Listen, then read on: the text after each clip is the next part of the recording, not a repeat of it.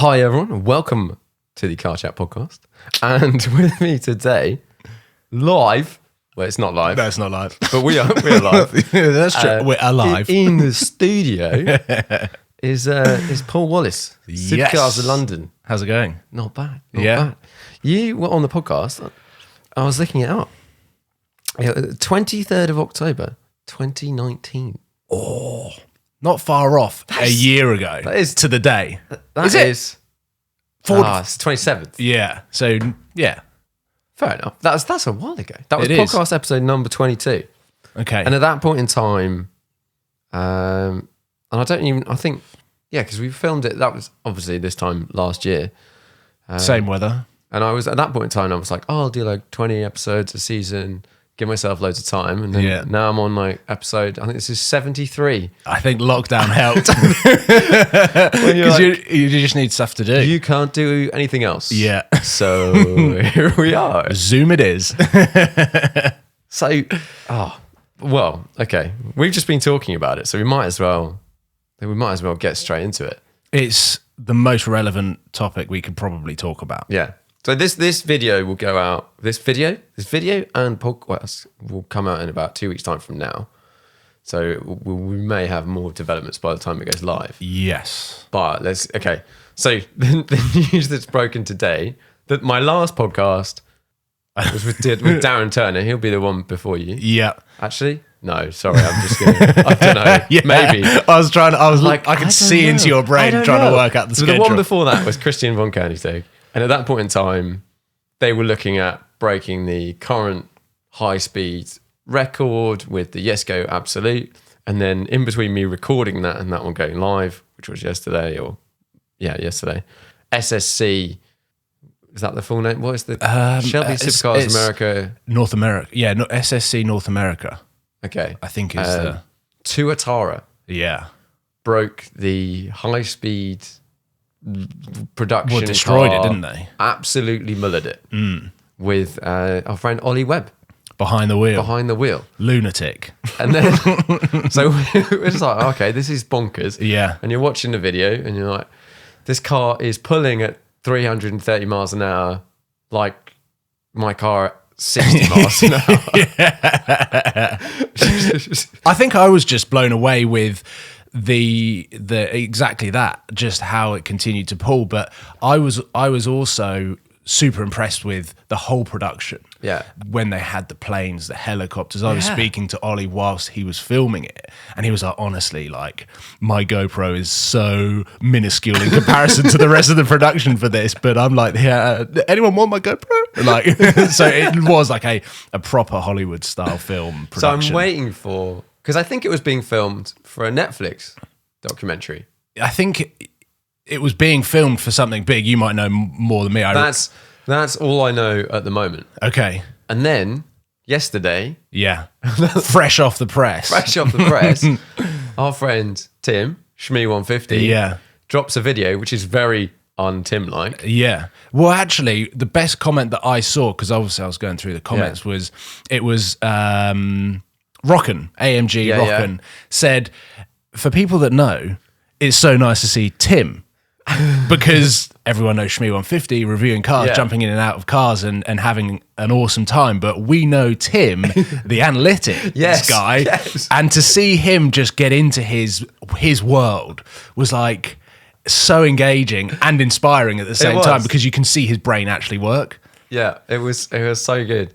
And so Tim Shmee has put out a video yesterday. I'm sure people may have seen it, may not have seen it. It would seem to be doing quite well on the odd views. Saying, did they really do 331 miles an hour? Yeah. And I mean, it's kind of just put the whole thing up in the air, because it really has. Because when they released the sort of press release that they'd achieved this, it was Top Gear, it was Autocar, it was every single news outlet, automotive news outlet that shared the story. So you kind of just take their word for it and their credibility as a brand or a media outlet to be like, oh my God, they did it with the video and everything. But actually, when you watch the Shmee video and you see all of the details that Tim would have seen, you're like, oh my God, it raises a lot of questions. That's it. And I think the video was done he did it in a really good way. It was really good. That is essentially like, I'm raising all of these questions. If you are putting out a video and you've said, this is a video of a car doing 330 miles an hour, a lot of people have watched that video, millions of people have watched that video. I'm going to look at it and I'm basically going to do some basic maths. Yeah. And we know where the road is. Yeah. We know the distances between certain points on the road. It is quite basic analytics. Yeah. But then obviously the math that comes with that then starts to disprove some of the footage. And I think the one comment that I'm seeing quite a lot is that maybe they put the telemetry over the wrong run. Yes. But then the laptop was in the seat. Show it. Yeah. So it's, yeah. We haven't had a response from SSC yet. I think they've turned off comments. Oh, really? Maybe also the internet. Okay. But I don't know. There has not been an official response. Presumably, they are putting together their stuff. And like something like Top Gear magazine, they were there, weren't they? They were there. They basically verified it. Yeah. And they've come, so they said this is the record. So it's quite a lot for them. And I know obviously all of the people involved, like Michelin, everyone. Yeah. I think it's got all. Well, it was just running street tires, wasn't it? There wasn't anything in particular. I did some work with Michelin last year, around the time that we did the podcast last year. And I did a lot of research into the Bugatti Chiron 300 mile an hour plus. And they had to work with Michelin to basically build a specific tire that had carbon fiber within, so that it would withstand those speeds. So to then just put some road tires on, like there's bit heavier though. So the Chiron. Yeah. Oh, yeah, that's true. But yeah, no, there was definitely a lot of, and with the Chiron run, I think they took something. I'm actually just going to pick a number, but they took something like 60 tires and X-rayed them all, and then picked 4. Oh wow! So they wanted every tire to make sure it didn't have a defect. Yeah. But then on the flip, the Koenigsegg, when it broke all of those records in one day, used one set of Michelin tires. It was just a standard Michelin tire. Yeah.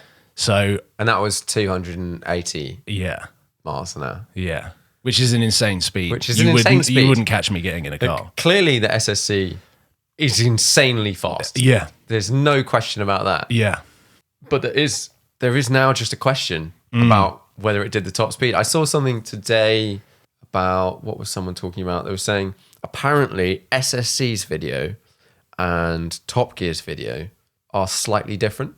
Oh, really? So there's a possibility that SSC put a different video out. Yeah. And I don't know which video Tim used, but in one of them, when they're starting off, the speedos aren't aligned. So the one on the dash is not aligned with the laptop. Yeah. I think one of them starts at 16 miles an hour. Right. But then in the other one, which I think is the Top Gear one, they start at the 0 same and go time up together. And I think you can see some of the speedo in Yeah. that one. But then my question on that one is, this is meant to be a production road car. Yeah. And I think the speedo, in theory, gets up to the 330. But it's a production road car. And speedos overread. True. By like 5%. Yeah. Which is a lot of miles an hour. Yeah, well, especially when you're breaking a record and you need it to be accurate. Yeah. So I think I was blown away with everything that Tim brought to the table. And I thought the way that he made that video as well was fascinating. It was very good. Because you got to see just how intricate he is with anything. He analyzes everything. Yeah. And also fair play for him to actually upload that video. I'm not sure whether I would have, if I had that information. Would you do? Yeah. Would you? Firstly, I would never be able to deliver the video in the way that he delivered it. I think I would probably stumble over my words and somehow accuse someone of something. But then it's another thing actually to share it and be completely impartial. Yeah. Because at the end of the day, that's what we all try to be on YouTube and be as honest and transparent as possible. So for him to upload that, you don't just want to be a hater, because that's not productive. Yeah, but equally you want to be fair to everyone. And I think by putting up that video, you are being fair to everyone. Because what you said is the facts. Here are some facts based on this video. If this is not the right video, okay, show us the other video or whatever. Yeah, and the things like the gearbox. Yeah, he's definitely opened the floor for a response. And I think we probably will. And if we don't, then that's a response in itself. I think if there's no response, we kind of... I think they'll lose a lot of orders. Yeah. Because we know apparently Bugatti lost a bunch of orders off the back of the new record. Really? Because there are going to be people out there that, are that like, just want the fastest car. And if you're going to buy that Bugatti special, whatever it was, the because 300, it's the fastest car. Because it's the fastest car on the planet, and it's no longer the fastest. Well, surely regardless, I mean, the record's going to get broken at some point. So what happens? No, but if your order is in and you're like, you put a deposit down, and they're like, oh, that's... I mean, it would be even worse if you just took delivery of it after spending all that money, and then it happened. You're like, what happens now? But you could say that was the first 300 mile an hour car. Exactly. Concorde moment. First 300 mile an hour. They did what they did. First 300 mile an hour car that was a prototype that was only going in one direction. Yeah, it slightly takes away from the fact. They didn't say anything other than that. Yeah. Like and I would love to see a customer car do 300. Do 300. Yeah. But I'm rooting for Koenigsegg to go and do a high speed run. Which, if I was a betting man, I would probably put money on Koenigsegg doing it, because why would they even roll the car out of the factory and go and do a speed test run if it wasn't going to? They want to do it. Yeah. And I know I'm sure they're in the process of planning it. When I was talking to Christian the other day, as you do in this weird world, I was asking him about the gearing and the power and the stuff like that. Interestingly, those two cars have the same drag coefficient. The Koenigsegg and the SSC. Okay. But then I've been since looking into this, and then you also need to know the frontal area. Yeah. Basically, like how much air is hitting the front. Koenigsegg have published that number, but SSC hasn't. Yeah. However, the SSC does look slippery. Yeah. It does. It looks like it is literally designed for one thing. But the Koenigsegg is geared to 330, and Christian reckoned it probably wouldn't get to 330. Really? Yeah. I mean, I can't wait for when they drop whatever they do. 350 mofos. But there's no video. Filmed from another Jesko Absolute. By the way, how good do they sound? Oh. Like, we've been surrounded by this world of twin turbo V8s, which some of them sounds better than others. You can look at the Merc AMGs and be like, oh, they sound like raspy and everything like that. I love how we've already got onto the sound of cars. Totally valid. But then you look at something like a McLaren 650S that doesn't sound anything like it. Dirt. Okay, you said that. Same with the 720S. Yeah. I'm calling it. Yeah. It's a fact. And then that video of the Jesko going up the airfield, you're like, oh my God, that's... Where did that come from? Yeah, I don't know. If you are listening, just go and, I don't know, Google Jesko Instagram, airfield. isn't it? It's on Instagram somewhere. Yeah. If you are watching, I'll put a clip over the top. Yeah.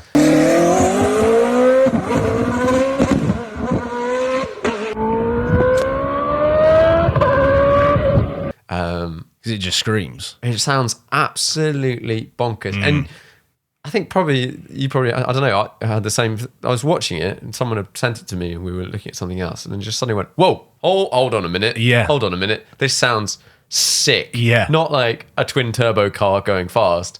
This sounds like a proper like a sort of hypercar. Like F1 car. It's like what a hypercar should sound like. And I think my experience actually in a Bugatti Chiron opened my eyes to the sound of what a car could sound like. When did you get to drive a Chiron? I didn't drive in a Chiron? Last year. I went in as a passenger, but I did experience it pretty... Was this on like roads? Yeah, on roads. Sadly, no track. There were speed limits, but I still got a very good experience of the sound and the acceleration up to 70 miles an hour. And what's that car like? Like, it really made me want to work harder to be able to one day have a Bugatti Chiron. Because when it gets into those cars, it's very hard to relate to them tangibly, to be like, one day I'm going to own a Koenigsegg or one day I'm going to have a LaFerrari Aperta, because of the pricing is just next level. But the Bugatti Chiron, for whatever reason, I just felt like if I had that money, we all dream about winning the lottery. I think that would be the one car that would just sit in my garage forever. Because I think last time you were on the podcast, that was still the time that was the apex. Yeah, for me, which is weird because I love all of these screaming V12s, but there's something about the Chiron where I just think it looks so cool without having to go that fast, and it just carries this aura. A friend of mine, a guy called Jerome, might be listening, might not. He went along to one of these dealer track days in, I think, Germany. Okay. And they brought along a Chiron and some other mad stuff. And he got to drive it around a track. Oh, wow. Did he say it was any good around a track? He said it was unbelievably impressive really? As like a car. Yeah. And I think he's since got to drive it on the road. He just came back and he likes the same sort of stuff I like. Yeah. He likes manual cars, high screaming V12s or whatever. Yeah. And he came back and was like, this Chiron is something else. Yeah. Like it's just completely different. Yeah. And I think that's the best way. cool. Yeah, that is the best way to describe it because it's like nothing else. And the road presence that it has, but also I think it's notoriety in the car world, but also just generally, you don't have to be a car person to be able to identify Bugatti. I think everyone knows, and lockdown proved that for me. The amount of online quizzes that you do with family on Zoom and everything like that, and these questions come up, and it's like, what is the fastest production car in the world? And everyone just goes Bugatti. Yeah. They just go Bugatti. They've held that record. Yeah. And then there's some car names like, no, it's entering crazy. Well, do you remember that time going back to the SSC when the SSC Aero TT broke the Bugatti Veyron record? And like, no one accepted it. They're like, no, I'm just not having that. I can't pronounce SSC Aero TT. It was a Bugatti. yeah. Oh, it's mad. Yeah. But I mean, fast cars are a different level to what I think we are exposed to on a daily basis. And that level, because who is it, that American YouTuber who's just unbelievably hyperactive? Well, actually, a lot of them are. Who has a Veyron? The Stradman. The Stradman. Just got one. He did a video with the Tuatara. You see that? I haven't. So he did, they went to an airfield and they did drag pulls. What, Veyron versus SSC. And it's like, see ya. What, the Veyron? This SSC's just gone. Oh, really? Yeah. But, I mean, Veyron is now what? Nearly 16 years old? 16 years old. Which means it's got 16-year-old tyre technology on. Oh, and it's heavy in horsepower. Well, it's just a very fast Bentley Continental GT, isn't it? very, very fast. It's like the Audi R8 with a W16. W16. I mean, that would be cool. All I dream about is wedging massive engines into cars that they shouldn't fit into. Oh, totally. Just be like, oh, I'd love to see a V12 in a Hurricane. Yes. Or an 812 engine in a 458. Yes. I mean, I know Ferrari kind of did a V12 in a 458, didn't they? But I don't think it ever. They did. It was saw a road. Who was it owned by? It's owned by that Italian dude. Yes. Who I haven't seen in a while. Who has all of the cars. Yeah. Reg B. That's it. Yeah. Whatever his real name is. Yeah. I remember seeing him at Cars and Coffee Brescia in his MC12 F50 or just silly cars. And he had that, or he had commissioned a prototype. Yeah. No, I think he bought the prototype. Okay. The V12 458. Yeah. I mean, how cool is that? So cool. I bet it's like a bit weird to drive. Like weight and stuff, but terrifying. Engine. Terrifying, I think. Oh, speaking of V12s, did you see that 812 video? Yesterday. Is this the 812 video where someone was pootling around town with traction off? Someone's pootling around town in London in winter with traction control off, drives over a bridge and crashes into the bridge. And I think the video that I saw, because obviously it got shared multiple times, the top comment on that was like, is this normal? It didn't look like he was doing that much. As if terrified of rear-wheel drive V12 Ferraris. But the thing is, Ferrari made the 812 so much more usable than the F12, which was twitchy. And I remember driving the 812 around Fiorano. I went out to do the press trip. It was actually the first and last Ferrari press trip I've ever done. That's a good one to go. Yeah, it was a lot of fun, actually. We got to drive it on the road, and we got to do the Fiorano track of the car. The car's amazing. The car's amazing. I nearly crashed it around Fiorano, which was terrifying. I imagine that is quite terrible for all of the reasons. Yeah, but in the press briefing, they're like, fiddle around with traction. It will always catch you. I mean, it did catch me. Otherwise, I would have been like on my roof. Yeah. But it was still terrifying because you have to remember that no matter what they say about how much technology is in the car, it's still 800 brake horsepower to the rear wheels. And so when I watched that video, I was like, first mistake, traction off. Like, what did you think was going to happen? I don't understand that decision. Yeah. I love that videos like, I mean, it's unfortunate for the driver, but I love that videos like that exist every now and then because it puts people back in you do realize it's got 800 horsepower. The engine's in the front, so there's no weight over the back. And they're not that big, those tyres. No. And it was cold. I'm sure those tyres were cold. Well, it was quite dark, so it was either early morning or late at night. Yeah. So it was definitely not peak temperature. And that was it. I watched it and I was like, how the hell did that happen? And you're like, okay, well, obviously he should have kept his foot in it, but he clearly wasn't aware of what was going to happen and what was going to happen. Otherwise, he wouldn't have done it in the first place. Possibly. Yeah. And then you look at it and you're like, okay, right, let's nerd out on this a bit. Let's look at the Manatino switch and it's like full to the right. And you hear the wheels rev up and it just is very clean to the red line. Absolutely nothing stops it. But what I also love is he's like somehow got, I don't know, Snapchat glasses on or a GoPro on his head. GoPro strapped to his head. He's obviously like turned it on to be like, this is going to be sick. To show his mates of him power sliding over Battersea Park Bridge or whatever and ending up nearly going into the Thames. Hey guys, watch this. And still downloading it off the memory card and then sending it. I mean, I don't know how he's going to get insurance payout. Presumably.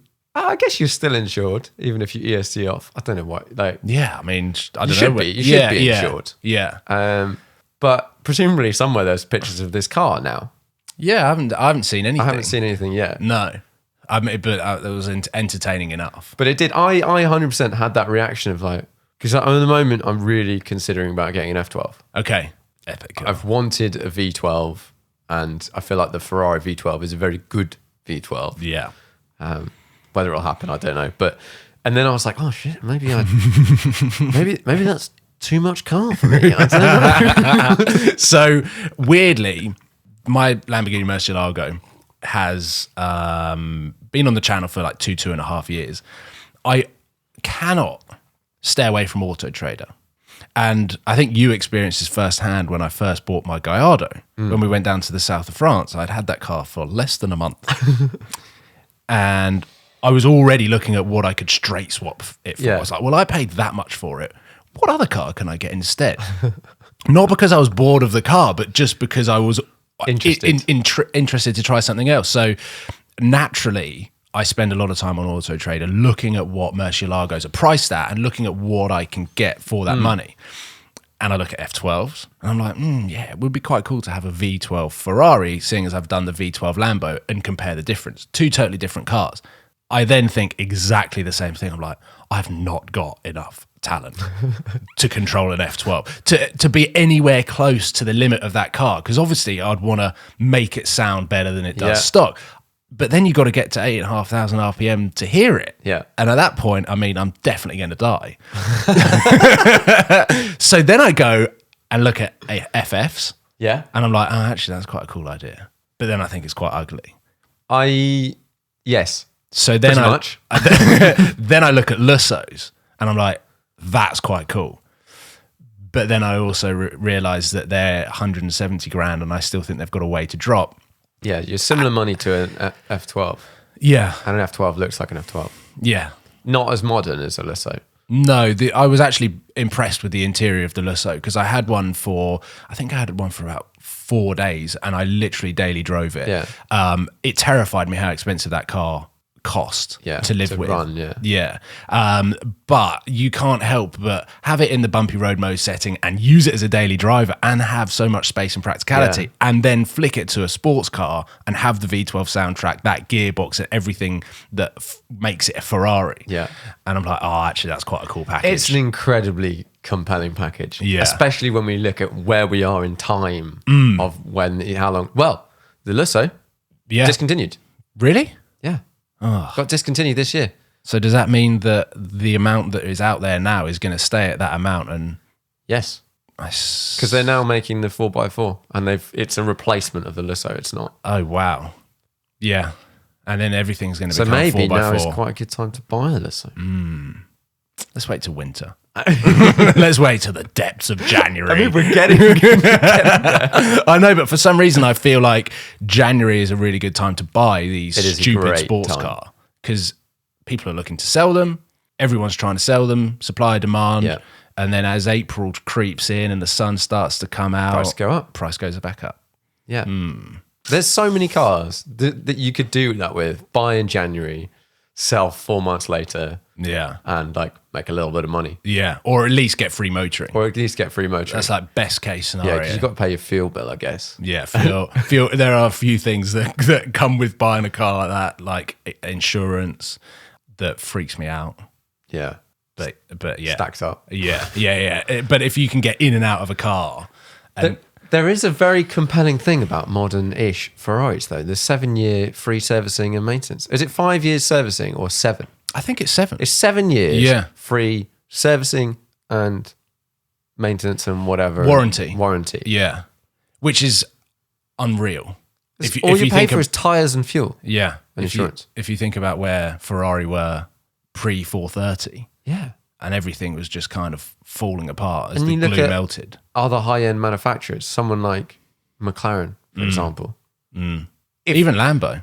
Even Lambo. Yeah. Because Lambo bills are really expensive. Like as a normal service on a Lambo is quite a bit more than a normal service in kind of any other supercar, really, isn't it? Yeah. For fundamentally, I mean, I watched my Murcielago get serviced, and the service box that arrives from Lamborghini, there is not a Lamborghini badge on any of the oil, anything that goes into the cars. It's all Skoda, VW, Audi, and you're like, oh, is that really going in that car? I was like, and they're like, yeah. And I was like, so is the service in the same price as Skoda? No. No. They've done this thing where we have to remove the entire car to service it. What? Yeah, we got to take the engine out. Why? And the gearbox. Because they didn't design it so good. Yeah, literally. The amount of stuff that I think Lamborghini forgot about when they were building the Murcielago. I mean, they definitely forgot seatbelts. They definitely forgot the reverse. They just, you just think, I mean, the entire interior is built around the gearbox. Yeah. And then at that point, you're like, did they even think about the interior? Because you're facing there, but your steering wheel's there. There's a solid 20 degrees offset between where you should be going and where you're facing. That's actually, I've got a bit of a hip problem at the moment, actually. Come to think Have of you been it. driving that car a lot? Yeah, recently. What you need to do is when you're at your desk, you need to rotate the other way. Yeah, and offset. Then just cross and then offset like this. How is that car? At the moment, at the time of this podcast, it's not driving. It's not driving? No. So why not? Where we were this time last year, it was probably just going in for its paint restoration. Yeah, I think so. So it was probably stripped down to its bare metal. There wasn't any doors on it. Thankfully, there are doors on it now. The car has been painted. It's been PPF'd. And where I'd had the car off the road for 12 months, I was terrified because these cars need to be driven. That all of the general seizing up of components in a 10-year-old Lamborghini, having not driven for 12 months, was all going to start coming to fruition the moment I drove it. So I drove it over to HRO and Lamborghini Pangborn. They serviced the car. Everything was fine. It looked like everything was ironed out. I was like, oh my God, this is the best thing ever.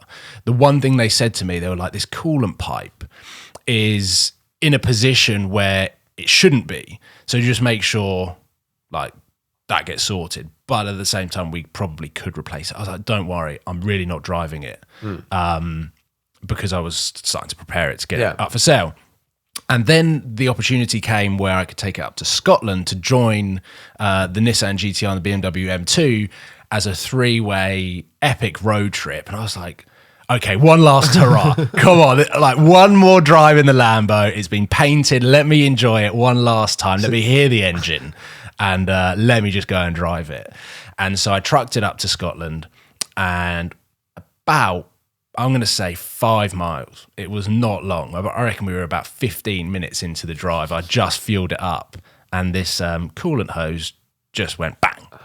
I didn't hear anything, but Sam, who was in the car behind, was just like frantically flashing me, and I was like, "Oh yeah, I reckon there was a massive flame." Like, I was like, "Oh, like, my GoPro's recording. This is just the best. This is so sick." I think that's the exact phrase I used.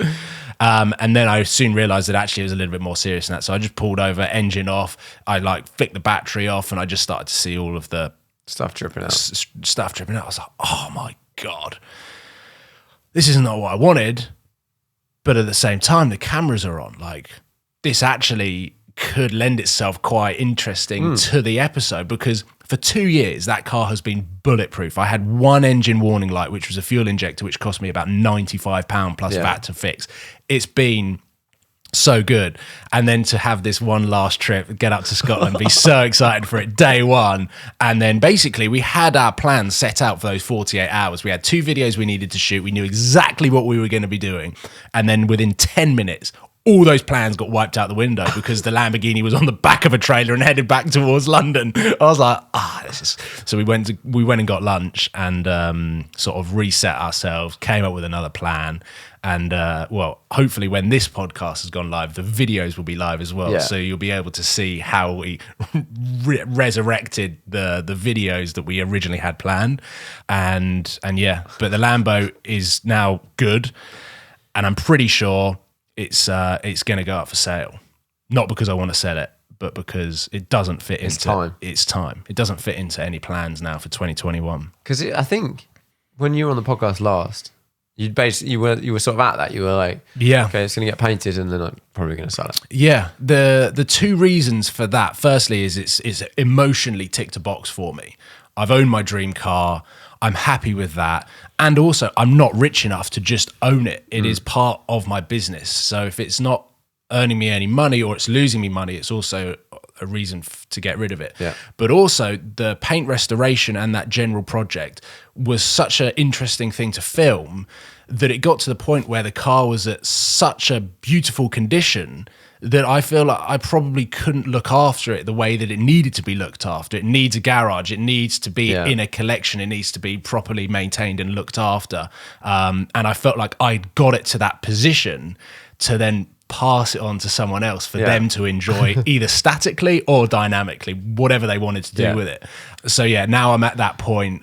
It kind of sucks that my last drive was that trip in Scotland, but at the same time, I think the videos are made better because of what happened. It's part of the story. Yeah. I felt like I was on like a Top Gear set, like when I just saw this coolant dripping out, but I was looking around. You are lucky you stayed on the road.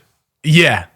Well, at that time, I didn't know what it was, but when we all pulled up, I was like trying to smell it. I was like trying to touch it to work out what it was. I couldn't work out what it was. I'm not an engineer or a mechanic. It's not fuel. It's definitely not fuel. And it wasn't like blue, like a normal coolant was, because Sam had a similar experience with another car.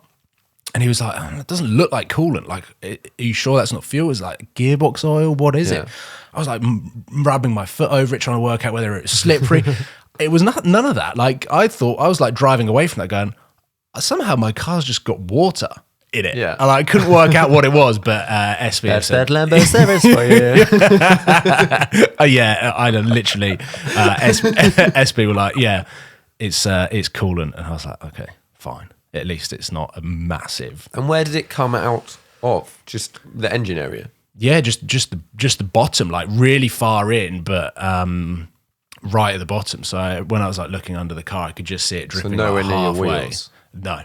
Because I had a moment in my GT3. It had been back to Porsche West London to have a service, and they're like, under warranty, we need to change the coolant pipes at the front. It's a sort of well-known thing on those cars. If you talk to someone like Sharkworks, they're like, you should change the rubber or plastic ones for metal ones, and then you'll never have the problem again. Yeah. Whatever. Engine out, fix the stuff or whatever they need to do. And then the first drive after that, I'm on a motorway. Thank God it was on a motorway. And I was just sort of messing around at like low speed. It was completely empty. I think we were just doing like little pulls from like genuinely from like 40. Yeah. Against another car. We were going somewhere. And then suddenly the car just goes like really quite sideways. Really? Like really quite sideways.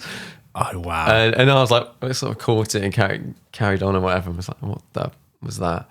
And the guy behind was like, flash, flash, flash, flash, flash, Yeah. flash. And we pulled over. Yeah, and it had just dumped all the coolant from the front. But it just like, well, I don't know where it had come out from, but it basically went straight onto the rear wheels. Yeah. I think I was lucky because where it was or positioned, it literally just left a really thin line because you could see it all the way down the road. And I was like, yeah. I genuinely thought my car was going to go up in flames, but SB have now said like, I mean, that pipe was on the car probably from new. Yeah. So if you think about what rubber does over 10 years, like they're eventually going to go. And I think the most important thing was how quickly I stopped and managed to get everything off. That they literally are just like, we're just going to put a new pipe on and we're going to make sure that it is as fresh as it possibly can be. And I was like, okay, cool. Like at least I don't have to have an engine gearbox out and have things replaced. You haven't overheated and blown stuff up. Yeah, because the dials like didn't even like read anything astronomical. Everything looked and felt normal. There was no noise. There was no bang. There was nothing. Possibly 5 minutes later, it would have not looked so normal. Could have been a big problem because I've seen how expensive a 6.5 litre V12 Murcielago engine is. If I needed to replace one, I'd need another finance agreement for the engine. For a car that doesn't work yet. Yeah. No, it's scary, those sorts of things. And it does. Well, I had another one recently. It was the front splitter on the GT3. Front splitter is like a consumable part on those cars, bit of plastic. Yeah. It's like a couple of £100. And it was wearing really low. Someone checked it, said it was low. I was like, do I need to replace it? Because I know it's not expensive. Yeah. And it's been on the car for a long time. So let's just do it. They're like, nah, it's fine. I was like, okay, well, what happens when it wears out? They're like, it just falls off. It's fine. It doesn't just fall off and it's definitely not fine. What happens is it comes off and then it tucks under the front of the car, rips itself through the front bumper. So it basically like slots in the front bumper in loads of little slots. And when it rips out, it rips all the way through. Oh my God. And it's like new front bumper time. Jesus. Which is like $5,000. Plus PPF. And then all the stuff. Yeah. Plus PPF. It's always like, so it's rather than plus tax, plus PPF. I mean, whoever is advising you to be like, nah, it's fine, just leave it on for another few hundred miles. Yeah, I'm quite annoyed with that person. Yeah. It wasn't good chat. But over time, you learn these things. Like, and when also, something's not right, you're like, okay, just make it right now. Yeah, exactly. I think that's probably the message that we can give to anyone. We're talking about sort of, shall we call them modern? We can call them modern classics. Modern classics. Yeah, like they are kind of older than some of the more modern cars that you can just sort of dump back at the showroom that you bought it from, and be like, fix it. Yeah. These cars are slightly more, bit more on you. Yeah, and a little bit more delicate. So the one thing that I learned right from the word go with Murcielago ownership is if you get even like a vibration or even if a light isn't showing, get it checked out because it's just going to get worse and worse and worse, and then your bill's just going to get exponentially more expensive. So yeah, but that car has been a really, really cool tool, but also a major tick in the box in terms of like my life. So to go, I'm 30 in January, and to kind of go into my 30s and be like, yeah, like I've had a Murcielago is cool. I might still own it in January.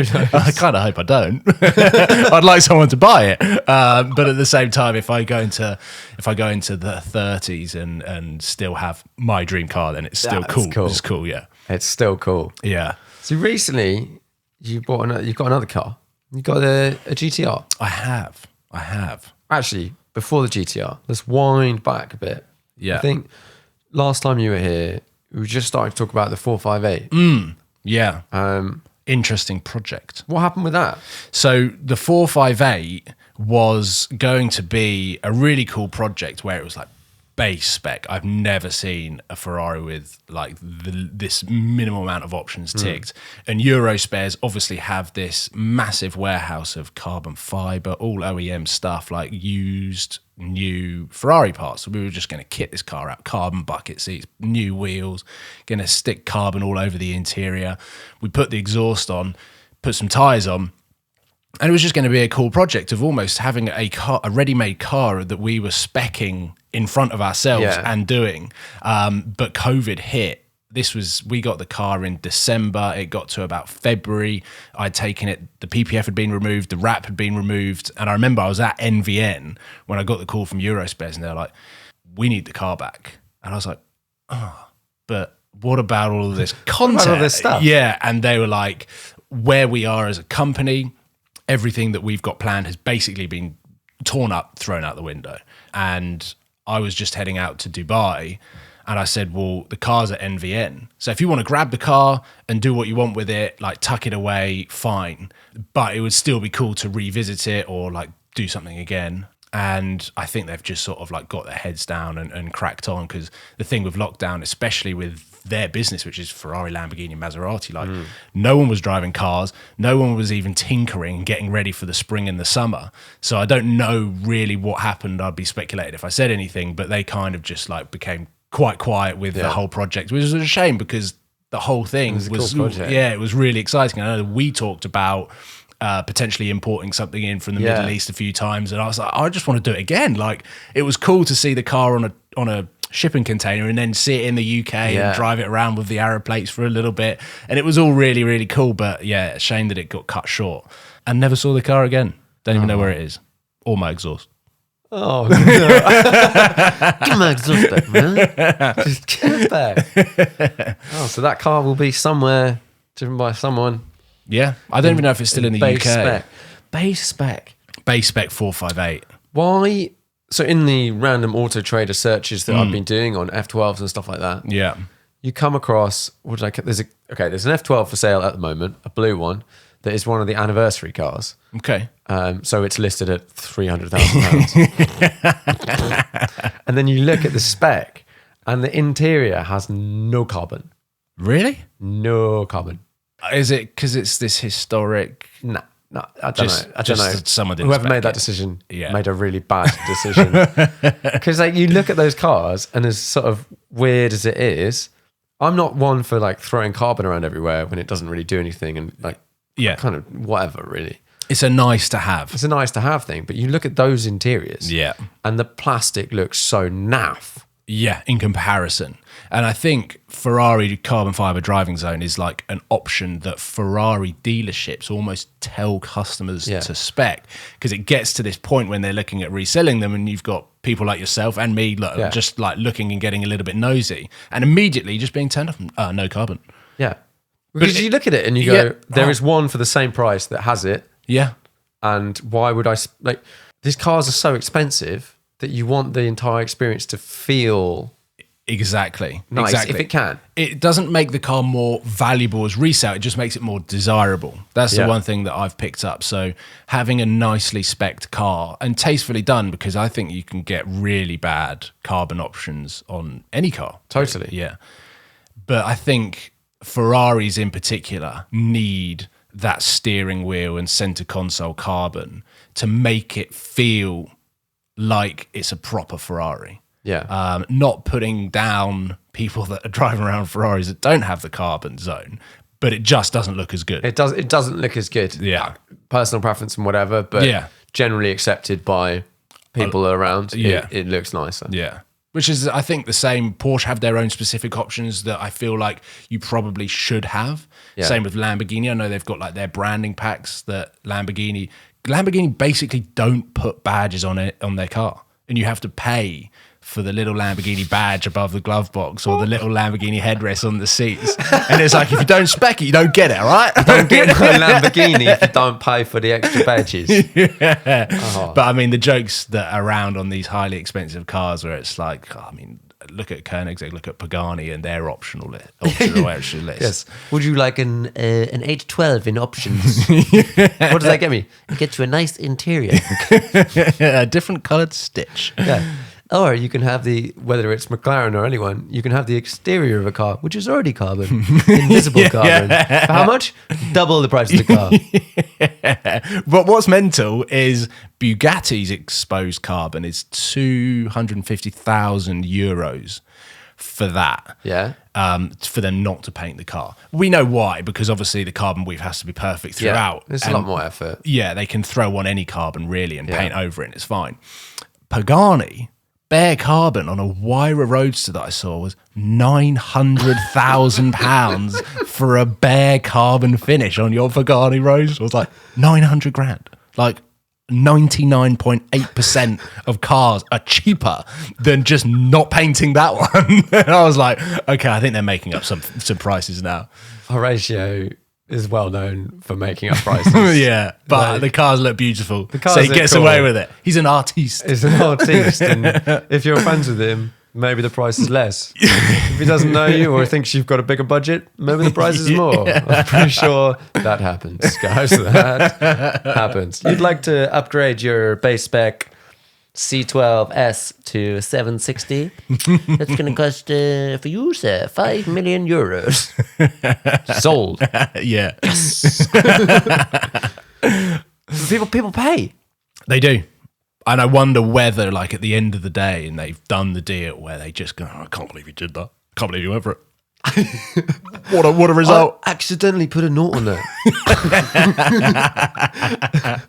I'd love to. There should be reality TV shows just so that we can see just how these manufacturers operate. Not so that we can get their secrets, but I would love it if, like, someone was like, "Oh my god, I accidentally put a 0 on the end of it." But he still signed it. Like, it still signed the contract. Like all the ones we see with like MPs and stuff like that. It would be great. It would as like a car nerdy type person. Just as an insight. These competitions. Oh yeah, and it is so funny, and it's mad. Yeah, but people pay, and it's ultimately they get if someone pays. Yeah, but then do it. Then fine. Yeah. And possibly, let's say with your Koenigsegg or your Pagani, your 900,000 euro option on your Pagani, because not many people are going to tick that option because it's stupidly expensive. Yeah, you're sort of investing in possibly. I wouldn't do this, but you never know, in the value of your car in the future, because it might be the only one in bare carbon. That's true. Now, if it's just bare black carbon and the whole car is bare black carbon, personally, I think it looks naff. I don't like it. Weirdly, it looked quite good on the Pagani. I was actually going to say that because it was beautiful. And normally, you're right, I think a car looks better painted with maybe a little bit of exterior carbon, like a little carbon exterior front splitter. Or you can have coloured carbon. That still looks cool. Yeah, I quite like blue tinted carbon. I think that's my favourite. Yeah. I've seen green. Actually brown look quite good. Do you remember the Bugatti Supersport Rembrandt edition? I think is what it was called. Just another one of those cars. Yeah, but it was brown carbon and it looked awesome. And yeah, you're like, that was quite cool. Yeah, like to get into the position where you're actually going to tint £250,000 carbon on a £2.5 million car in brown and get away with it, I think is like respectful to the guys that actually came up with that idea. Very cool and like fair play. It's mad. But it works on some cars and it doesn't work on others. Yeah. Like if someone just takes a car and does it all one colour. Like, I want this to be yellow and the entire car is yellow. Like diffuser and all. Some cars, like my old 911, you can pretty much put those in any colour and they're looks cool. small enough and it looks cool. Yeah. Whereas if you did that on a Rolls-Royce Phantom, you might be like, okay, let's do a different colour roof or a different colour bonnet or just do these elements And certain cars have intakes and things like that. Yeah. That break up the colour. Yeah. And it doesn't look. Well, I was actually talking to Archie Hamilton about his Audi RS6 wrap. And obviously that car is quite new. Isn't this car black? It was black. What's it now? A khaki, like a military khaki. Okay. Which does look quite cool.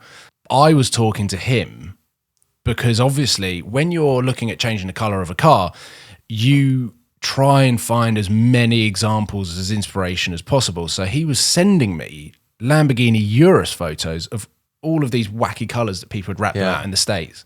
And I was like, you've got to remember that the RS6 is a totally different car to the Urus. The Urus has got these really sharp lines, like wheel arches in different colours, big wheels, and just the general shape of it's totally different. So what might look good on a Urus might not necessarily look good on the RS6. And he was like, oh, yeah, but like, what about this? And he just kept sending me Urus photos because that's all the people out in the States have been wrapping in like crazy colours. And he nearly went down the route of something that thankfully he turned away from and went down the khaki route, which I do think looks quite nice on the car. Yeah. But yeah, there were some wacky choices. But you're right. Everything is spec dependent, which, yeah. You've got to get it right, because if you get it wrong, I suppose a wrap is temporary. And then there's some people love their specs that make me want to throw up. Yeah. I just started having all of these images thrown into my brain of just all of this stuff I've seen on Instagram. I'm like, I mean, who made this choice? And then you then get back to that point of like, well, I hope you never want to sell that car. There are a few of them in the UK that I know of. But there are people out there. I mean, look, everyone's different. Everyone has their own taste. Everyone has their own opinions. And the world would be boring if everyone was the same. Totally. And I totally respect the people that do just go completely wacky and go, well, I just don't care about selling it. And you're like, oh, fair play. Yeah. Because there are a lot of people out there that do play it safe, that do just spec red with cream on a Ferrari and be like, yeah, I'll have it for a year and then I'll sell it and get something. Yeah, what are you going to do? I'm going to do Rosso Corsa. Crammer interior and a bit of carbon. It looks nice, but there's no. Actually, Rosso Corsa, no. Yeah, that's done. That's I'd never. I don't think it's not a good paint colour. No. I don't really like it. I think it looks good on some Ferraris. Like I think it looks good on the Enzo. But then there's a lot of better colours. I was just literally, I was going to say, I think it looks nice on cars, but I would just never have a red Ferrari. Not because I'm not a Ferrari fan. I actually quite like some Ferraris. Can I just say that in the podcast? Because I know a lot of people just think I hate Ferrari. Yeah, well, I think people think I hate Ferrari a little bit, and with one, with a blue one. But I do. I think less so as time goes on, but I definitely had a hatred of some of the things that they did. Yes, as a company, some of the things they do are quite questionable, and I think a lot of it gets swept under the rug. And I'd quite like to see a Shmee 150 video of him. You know what would be the best series ever? Would just be like, Tim, tell the truth. We're going to start with each manufacturer and we're going to go through it. Just give us some stories. Because I think we've all heard stories from owners. We've all heard... Every manufacturer. Every manufacturer. And, some more than others. Yeah. And Ferrari, I think, have particular ways of running the company, which sometimes is questionable, the way that they order their customers, the way that they sort of push cars through with bigger specs and all of that sort of stuff. And if you've never bought one before, you're just at the bottom of the list. Yeah. They do, though. Make good cars. They do make quite good cars. They have a system now. Oh, is this their Ferrari point system? Yeah. For if you want a special car, you get points based on what you bought and whatever. And at least at that point, if that is what actually is the case, and you go, you want to buy this super crazy special car, you need to have bought this. Oh, you've got enough points. And then you've got enough points and they do it. It's when it's sort of on Thursday, you might have an allocation. On Saturday, you might not have an allocation. It just depends on whether who comes in decides. between. But I don't think getting these sorts of cars is anywhere near as hard as it was 4 years ago. I think that's partly because production numbers have gone up. Like if you look at where Speciale Aperta was versus Pista, there's just so many pieces out there. So many pieces. If you look at like the Mercy SV, and then you look at the Aventador SV, and then you look at SVJ. Aren't there like more Aventador SVs and SVJs than Aventadors? Something like that. I think there are definitely more SVs and SVJs than Aventador S's. Right. But they made a lot of Aventadors. Yeah, before those cars came out. Yeah, yeah. But I just think production numbers have gone up. I think manufacturers are realizing that there were a lot of speculators out there that wanted to take advantage of these limited cars that could potentially earn them 30, 40, 50,000 pounds, maybe even more in some cases. And we saw it. I mean, I remember like Ferrari F12 when it came out, the early cars that appeared on Auto Trader were trading for way over what the list spec was. So there were a lot of people out there that were cashing in that wasn't the manufacturers. And I just think the manufacturers now are like, actually, that should be our profit, which I think is fair enough. I think it's fair enough. And I don't, they are now a victim of their own success in that regard. Yeah. Ferrari is still just about holding on, about. And I think Porsche are as well. And Porsche, Yeah, they're a different league. They're just different. I know. I'm actually falling in love with Porsche. Probably the last time that I was on this podcast, I would have said something totally different about Porsche. Just because, like, they're very everyday. Yeah, you'd be like, yeah, bit boring. But now I'm really starting to get the bug, and I can't shake it off. I think it's quite deep. It just gets in and just borrows. Yeah. Do you know what really turned a corner for me is when I spent time down at NVN. And I started to see new Porsches come in versus new Ferraris, new Lamborghinis, new McLarens. And I started to see the build quality, the general quality of the car, the paint, and just how Porsche allowed all of their cars to roll off the production line with their quality control versus the likes of Ferrari and McLaren. Ferrari, McLaren, Aston, like literally everyone. Yeah. Not quite everyone. But yeah. That was, I remember talking to the Topaz guys. Yeah. And going to talk to someone that details about cars, you learn a lot about manufacturers, especially these companies that sort of take them apart a bit and put them back together. Because they get to have a look at them underneath and they start to get to know who does stuff well. And for Topaz, I was like, is there anyone that's head and shoulders above the rest? And then it was like, Bugatti. Oh, really? Like, Chirons turn up perfect. Yeah. Like, they don't need any paint correction or anything. Which... But also you'd you understand. sort of expect that. On cars of that value, you're like, if it's £1,000 to detail it, to make it look perfect, you'd think they just do that. Yeah. Yeah. But you get your Ferrari and it's like out of a production line, gets shipped out, whether it's McLaren, Ferrari, all of them are questionable at times. Yeah. They've all got bad examples. And it's a shame because I think the more you learn about detailing, the worse it gets for you. Because if you know nothing about it, you take delivery of your car and like, it's perfect. And then some absolute so-and-so will turn up and be like, have you seen this swirl here? Or the fact that there's overspray or something. Like, my car was perfect until you pointed that out. Yeah, ignorance is bliss. Whereas like, I think now if I was ordering an expensive car, I would get it sent straight to a detailer, straight from the manufacturer, whoever, delivered to the detailer, and then I would want it to then go back and I would do my collection. Because then at least they can be like, this is wrong, this is wrong, this is wrong. Yeah. You guys need to sort this out. Yeah. Because I think a lot of customers now do that to Topaz and NVN. They literally will send their car there, get it detailed, get it protected, PPF'd, and then do the collection from there. Yeah. It makes sense to do it that way around. Absolutely. 100%. I did it not that way around when I bought my Hurricane and I drove it to get PPF'd. And actually, I was driving. I was like, "This is the most stupidest thing I've ever done."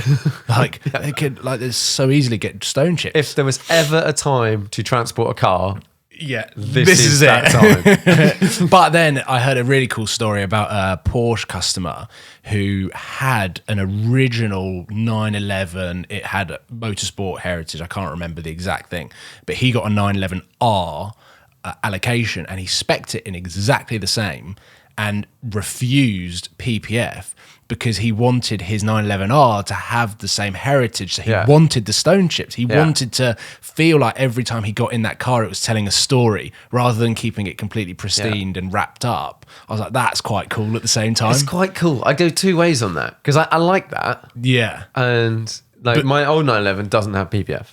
And it just, at the time, the paint and whatever, it didn't make sense. Yeah. And you're like, yeah, okay. But then over time, little paint chips, they start to rust. Yeah. And then you end up with rust. Yeah. And then it's a whole your car different starts ballgame. falling apart. it might be 50 years. Yeah. But it's still weighing on your mind as part of ownership of that car. Yeah. And as the timeline increases, the chance of it getting worse also increases. So I think there's a time and a place to have something like that. And I think like a prime example of a car that where it would work is Rowan Atkinson's McLaren F1. Like just the general history of that car has made it so valuable, and you'd never think that so many crashes would actually add value to the car. Do you think it's added value? I mean, it's obviously not as expensive as like a brand new non-crash non-crash, non-cat. But in general, the car has gone up in value. So therefore, you kind of feel like if you didn't have PPF on that car and you just saw its true form, but that car looks perfect. Yeah. You've seen that car. Yeah. It is. Which is super cool. But because of the story, I kind of feel like that's a car where you probably could not have. I'm gonna see a little bit of look inside the door and be like, just want to see a little bit of a fender bender. Oh, this is a bit bent. Yeah, you just get in the car. Like, yes, but this car's now worth £10 million, so I fixed it. And then you get in and the steering wheel's on the left. You're like, oh, this isn't quite right. What's going on there? Is this an MR2? But yeah, the Lambo definitely went straight for PPF because I just wouldn't have been able to look after that paint. Yeah, and it's you spent a lot of money on a paint job. Yeah, and you're like, oh, then PPF's expensive. Yeah, it's really expensive, especially on those kind of quirky cars because it's not a straight. I can't remember. It's not just a straight out of a pattern. Yeah. They've kind of got to fit, customize it, and extend bits here and there, and trial and test, and that's when it starts getting expensive. But 100%, if your car you're going to have for any amount of time, and it's a decent value, it's an amazing thing to have. Yeah, isn't it? and it's also peace of mind to the next person when you do sell it to not have to worry about doing it. Yeah, because it's like, oh, this car's already got PPF. It's like ready to go. It's ready to drive. Whereas if I hadn't done that and I'd tried to sell it, I don't think anyone would have touched it. They'd be like, oh, I've got to get it PPF. I just want to get in it and drive it. You never have to have it, not necessarily don't have to have it detailed, but you don't have to have it detailed. Yeah. Like the Ferrari down there. Yeah. It looks exactly the same as the day I got it. Yeah. Just take it down to a car wash. Like you take it down to like a £5 car wash. Everyone freaks out. But I mean, I remember when I took my Hurricane to one in the south of France, and I was like going to town on this thing, and I filmed it all, and I was like, well, I mean, it's got PPF. Like how bad? It's got self-healing PPF. How bad can it be? And I remember the comments on that video were just like, "What are you doing?" And I was like, "Oh, it's PPF." Yeah, and then there's people like, oh.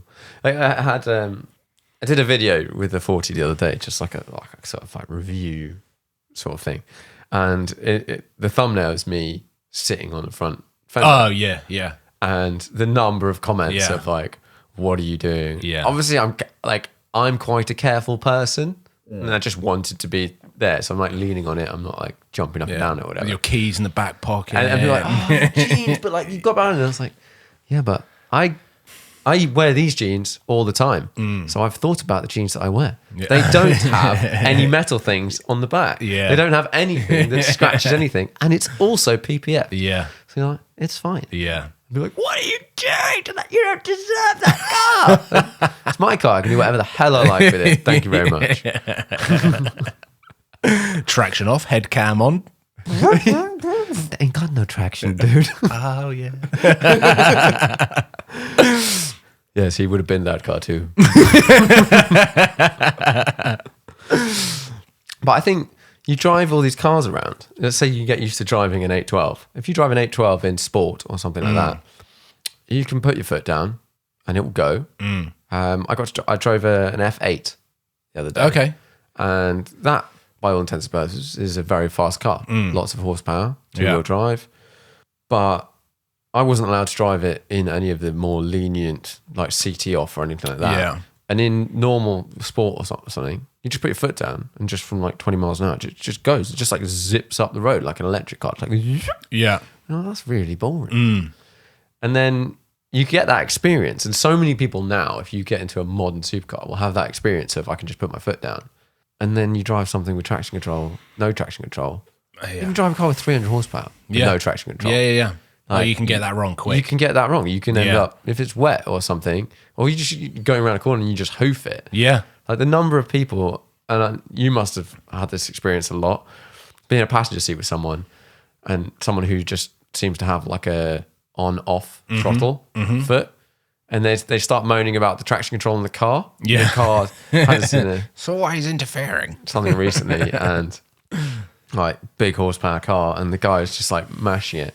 And I was like, oh, it's kind of like moving around, and the car's going like, yeah. You know what you've asked it to do? Yeah. And it's got to draw a line between where you put your foot and traction. Like, are you surprised? Yeah. Are you surprised at all? There are some people with zero mechanical sympathy, but also you kind of need a little bit of experience of like weight distribution and everything to gain a little bit of an understanding of what a car could potentially do. Yeah. If you didn't drive it with traction. Or, yeah, and I think everyone that gets a new car to them and hasn't driven anything close to that, and it's definitely beneficial for everyone. If you can go to some sort of open area, turn everything off, and just put your foot down. Yeah. Just see what happens. Yeah. Like, drive around a circle, put your foot down, see what happens. And then you'll realize quite quickly how much power that car can or can't take. You'll know where the limit is so that you can completely avoid that. Yeah. And rein it back in. The best thing that I ever did when I bought my BMW M3 was it was for all video purposes. It wasn't necessarily for a learning curve for me. It was I want to take this BMW M3 and go drifting in it as my first drive. Like, I'm going to take it from the dealership straight to the airfield and turn traction off. But it was the best thing that I ever did with that car because I spent about 2 hours on this airfield. And the amount that I learned in those 2 hours about that particular car meant that then for the next 9 months of owning it, I was really able to enjoy the most out of it. Whereas now, with the Lambo, I've never done that. I'd never turn traction control off in that car because I think when that goes, you're gone. Like there's no catching that. But in any other car, it is just the best thing that you could possibly do. Yeah. Even if you don't have access to an airfield. I mean, that sounds really silly, but there are places that you can go and companies that allow and facilitate you to do those kind of things. And if you can't, like, best advice, I think. It's the best thing you can do. Yeah. Just have an experience, like, what everything off means in your car. Yeah. And then, because I think some people think, oh, I'll turn everything off and then it'll be fine. Like, you get in, like, the F8. Oh, if you turned everything off in an F8, I think you are like with a car with 400 horsepower. If you just dump the clutch, it's going to light up the rears. Yeah. So like get towards doubling that. Like, what do you expect? Turbocharged, like tons of torque. Yeah, yeah. Like obviously, it's going to be an absolute animal. Yeah. And I think it's a shame that I didn't get to drive that car in a situation that allowed me to do that. Because I think if it had been if I'd got to drive it at like a Silverstone or somewhere, I got to drive it around the roads of Goodwood, and then on the track, nice roads, a couple of laps, like nice roads, but that's not the time to explore this situation unless you've got a dead straight road. You know, it's not massively cambered or anything, and then you can just like low speed. Give it a bit and see what it does. Yeah, because it's not going to Mustang just off to the side.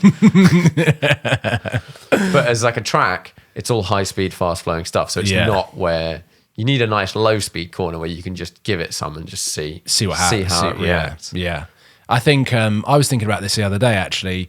That actually the way that cars have gone in terms of brake horsepower, numbers, and the amount of computers that keep you on the road and in a straight line terrifies me. It's scary. Because where really you can eat the most out of those cars, but also the most out of your skill and ability is on a track. And so now when I feel like I've got a road trip coming up, or I've got a little drive where there's going to be like 5 to 10 other drivers where they're all just going to be nudging you along the road, like pushing you a little bit more to be like, oh, this is fucking awesome. Am I allowed to swear? Anyway. It happens. And I just feel like the cars now are too fast to do that. Yeah. Whereas where we were probably back in 15 when we were in R8 VA, GT3 RS, Sam was in the 4C, Shmi in the 650S. That road trip and those cars, if you think about how far the automotive world has come, it's mad. It's even then, like the power that we had was crazy. Yeah, and grip. And I think back then the cars, power to weight wise, suited the drive that we were doing. Whereas now, if we were to take those sorts of current I'd be okay. If I was in an R8 V10 Plus, it's 610, 620 brake horsepower. GT2 RS, like nearly 700 brake horsepower. Shmi in a Senna, 720, 800 brake. You're like, we then need a track. Can't do that on the road. No. Which is why I think it's a little bit of a shame when you do drive all of this new stuff with how fast it is and how many computers there are to help you, that you can never actually get the most out of the car. Therefore, you don't feel like you've had the best drive. Therefore, they might start feeling a little bit numb and a little bit boring because you end up just cruising. And then at that point, just get an S-Class. Yeah, unless you drive it with like everything off. Yeah. At which point, but you're on your own, and most people are... Which is when you go to the track. And most people just don't have the skills. To manage... when you get to sort of like 800 horsepower, that's really something. It was interesting seeing the 765 LT launch stuff. Yeah. Have you been to drive that car? I've not been to drive it, no. And the feedback... Because I'd be useless. I'd be like, here's a 765 LT and Silverstone... Can't get the best out of the car. No, but you could give a good example of someone like yourself getting in that car. So who else? You got to drive it. A few people. Yeah. An interesting one was Emma Walsh. Yeah. I don't think it was necessarily the correctly named title of her video, which possibly involved the word flat out. Not like negging her as a person, but just like if you're not drifting and honing something, don't sort of say you are. Yeah. But that was actually an interesting video for me to watch because... Yeah, she's not like a pro racing driver. She's just like someone that can drive a car. Yeah. Doesn't do tons of track driving, whatever. And it was interesting to see someone like that drive a car like the 765 because that's what most people are going to be like. Yeah. When you see someone like Chris Harris drive it, it's just sort of just completely different to most people's experience of driving that car. Which I think, it's amazing to get a perspective of someone who can drive a car like that on the limit, because then you get a real true representation of what that car stands for and how good it is. And that's why I love watching the stuff that he 100%. Does and what those guys do, because it is a different level. And I think then it's nice to have that perspective, which is probably why someone like McLaren will do that, and probably why they've invited me on some of the stuff. Is it's not necessarily because I'm a good driver, I'm going to get the best out of it, but I probably represent quite a large percentage of people that are thinking about potentially buying it and their driver's skill.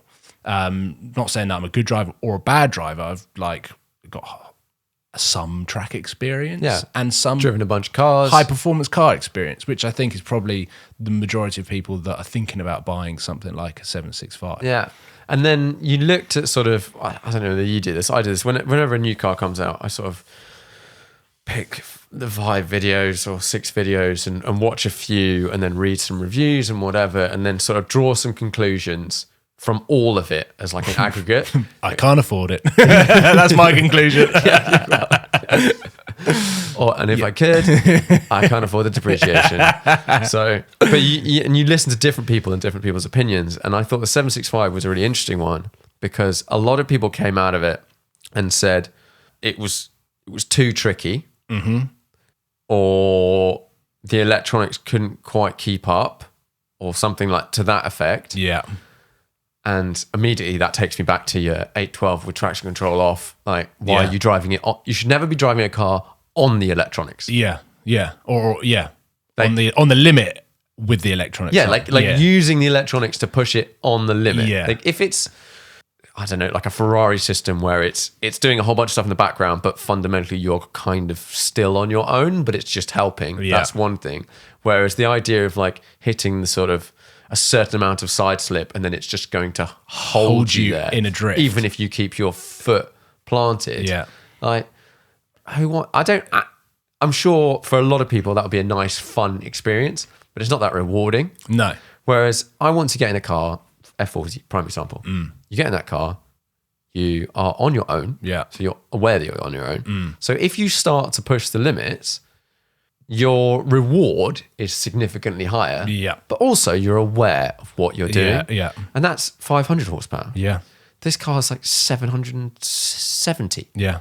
Like, it's meant to be an absolute animal. And I would like to, if I get in a 765 and I feel like it's trying to kill me, I'm like, I think that's what I want. Yeah, that's all I look for in a car. Because you're right, the risk is so high, but the reward is also, it kind of like balances itself out. And I think when you've got the computers that can help you, you don't know whether you've done that good thing or whether it was the computer. And that is what leads to the crashes. Yeah. It's because people will go from, I'm not saying Ferraris are easier to crash than anything else, just their Manatino system makes it a good way of demonstrating it. Yeah. You start in wet or whatever, Yeah. basically nothing's going to happen. Sport, nothing's going to happen. And then it goes So like race, which is a bit more slip. CT off, like you can do quite big slides. Yeah. And then, but it will still catch you. but it will still sort of manage stuff and probably look after you reasonably well. Yeah. And if you're in any of those modes, definitely up to race, like it's doing a lot. You've got a fairly big safety net. Fairly big safety net. CT off, you've got a lot less. But CT off to ESC off is another chunk. And if you're hooning around in race and you go, you know what? Yeah. This is fine. This car, and nowadays the dash doesn't even blink. Yeah. You don't see the traction control light flickering. It should almost be, rather than just the yellow light just going on and off, it should be like green, amber, red. It should be like a 5-stage, like how close is looking after you. Yeah. Because like if you're tickling it a little bit, then actually that's probably the fastest that car can go around a track. If you're just like slightly... just getting a tiny little bit of help with traction. Tiny bit of help with traction, and it's actually probably making you faster. Just a little green, little like white to green. Yeah. Amber, like your inputs are too like aggressive. Your foot's like just, you're not being finessed. And then red's just like, what are you doing? I'm shutting you down. Turn the car off. Yeah. And then people just go from that one to the other, whether it's like a 3 Series and it's a wet road, and they're like, you know what? Everything off, and then voomp, round you go. Yeah. Opposite ends. I think that would probably lend itself.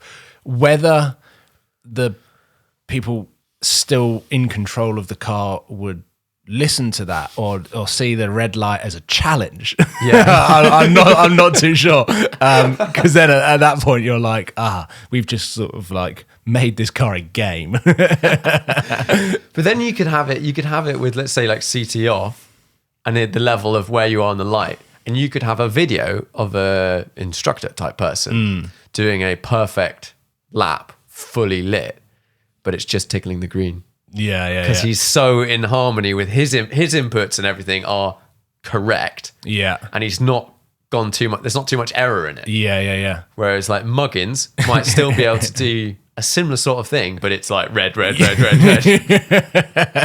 It's like those PlayStation games where you're not actually going around the corner, you're just like flat out into the barrier and then just like following the barrier the whole way around the circuit, and you're like, I've just set a lap record.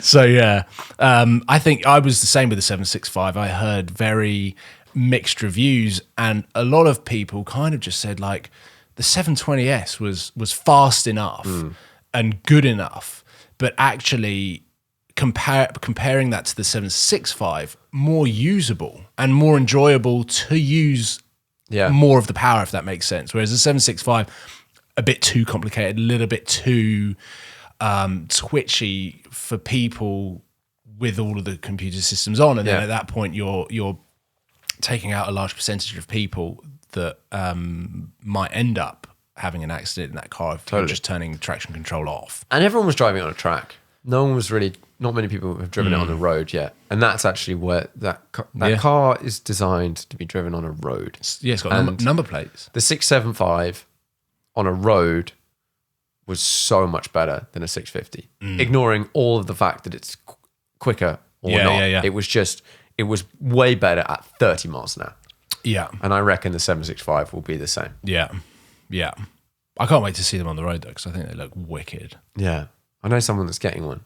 Ooh. And in our WhatsApp group. Is delivery imminent? It's soon. Okay, cool. It's pretty soon.